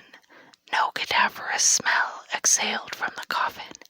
2 medical men, one officially present, the other on the part of the promoter of the inquiry, attested the marvelous fact that there was a faint but appreciable respiration and a corresponding action of the heart. The limbs were perfectly flexible, the flesh elastic, and the leaden coffin floated with blood, in which to a depth of 7 inches the body lay immersed. Here then were all the admitted signs and proofs of vampirism. The body, therefore, in accordance with the ancient practice, was raised and a sharp stake driven through the heart of the vampire, who uttered a piercing shriek at the moment, in all respects such as might escape from a living person in the last agony. Then the head was struck off, and a torrent of blood flowed from the severed neck. The body and head was next placed on a pile of wood, and reduced to ashes, which were thrown upon the river and borne away, and that territory has never since been plagued by the visits of a vampire. My father has a copy of the report of the Imperial Commission with the signatures of all who were present at these proceedings, attached in verification of the statement. It is from this official paper that I have summarized my account of this shocking scene. Chapter 16. Conclusion. I write all this, you suppose, with composure, but far from it. I cannot think of it without agitation. Nothing but your earnest desire, so repeatedly expressed, could have induced me to sit down to a task that has unstrung my nerves for months to come, and reinduced a shadow of the unspeakable horror which years after my deliverance continued to make my days and nights dreadful, and solitude insupportably terrific. Let me add a word or two about that quaint Baron Vordenberg, to whose curious lore we were indebted for the discovery of the Countess Mircalla's grave. He had taken up his abode in Gratz, where, living upon a mere pittance, which was all that remained to him of the once princely estates of his family, in Upper Styria, he devoted himself to the minute and laborious investigation of the marvelously authentication tradition of vampirism. He had at his fingers' ends all the great and little works upon the subject: Magia Posthuma, Phlegon de Mirabilibus, Augustinus de Cura Pro Mortiis, Philosophicae et Christianae Cogitationis de Vampiris, by John Christopher Ehrenberg, and 1,000 others, among which I remember only a few of those which he lent to my father. He had a voluminous digest of all the judicial cases, from which he had extracted a system of principles that appear to govern, some always and others occasionally only, the condition of the vampire. I may mention in passing that the deadly pallor attributed to that sort of revenants is a mere melodramatic fiction they present in the grave, and when they show themselves in human society, the appearance of healthy life. When disclosed to light in their coffins, they exhibit all the symptoms that are enumerated, as those which proved the vampire life of the long-dead Countess Karnstein. How they escape from their graves and return to them for certain hours every day without displacing the clay or leaving any trace of disturbance in the state of the coffin or the caraments, has always been admitted to be utterly inexplicable. The amphibious existence of the vampire is sustained by daily renewed slumber in the grave. Its horrible lust for living blood supplies the vigor of its waking existence. The vampire is prone to be fascinated with an engrossing vehemence resembling the passion of love by particular persons. In pursuit of these, it will exercise inexhaustible patience and stratagem, for access to a particular object may be obstructed in 100 ways. It will never desist until it has satiated its passion and drained the very life of its coveted victim, but it will in these cases husband and protract its murderous enjoyment with the refinement of an epicure, and heighten it by the gradual approaches of an artful courtship. In these cases it seems to yearn for something like sympathy and consent. In ordinary ones it goes direct to its objects, overpowers with violence, and strangles and exhausts often at a single feast. The vampire is, apparently, subject in certain situations to special conditions. In the particular instance of which I have given you a relation, Mircalla seemed to be limited to a name which, if not her real one, should at least reproduce, without the omission or addition of a single letter, those, as we say, anagrammatically, which compose it. Carmilla did this, so did Millarca.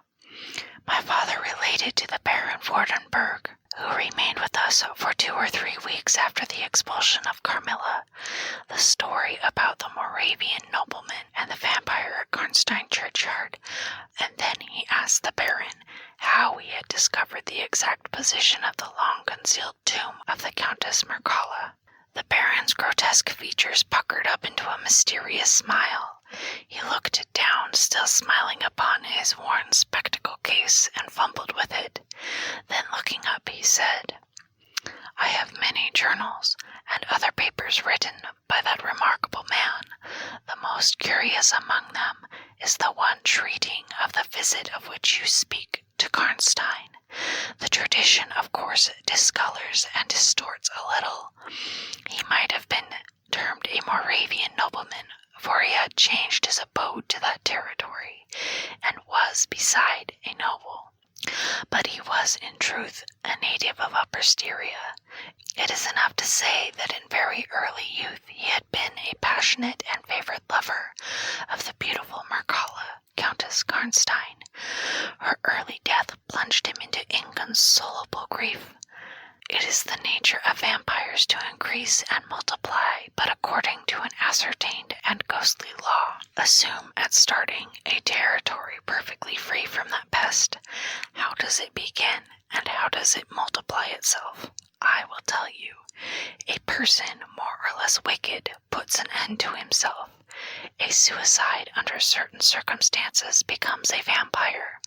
That spectre visits living people in their slumbers. They die, and almost invariably, in the grave, develop into vampires. This happened in the case of the beautiful Mircalla, who was haunted by one of those demons.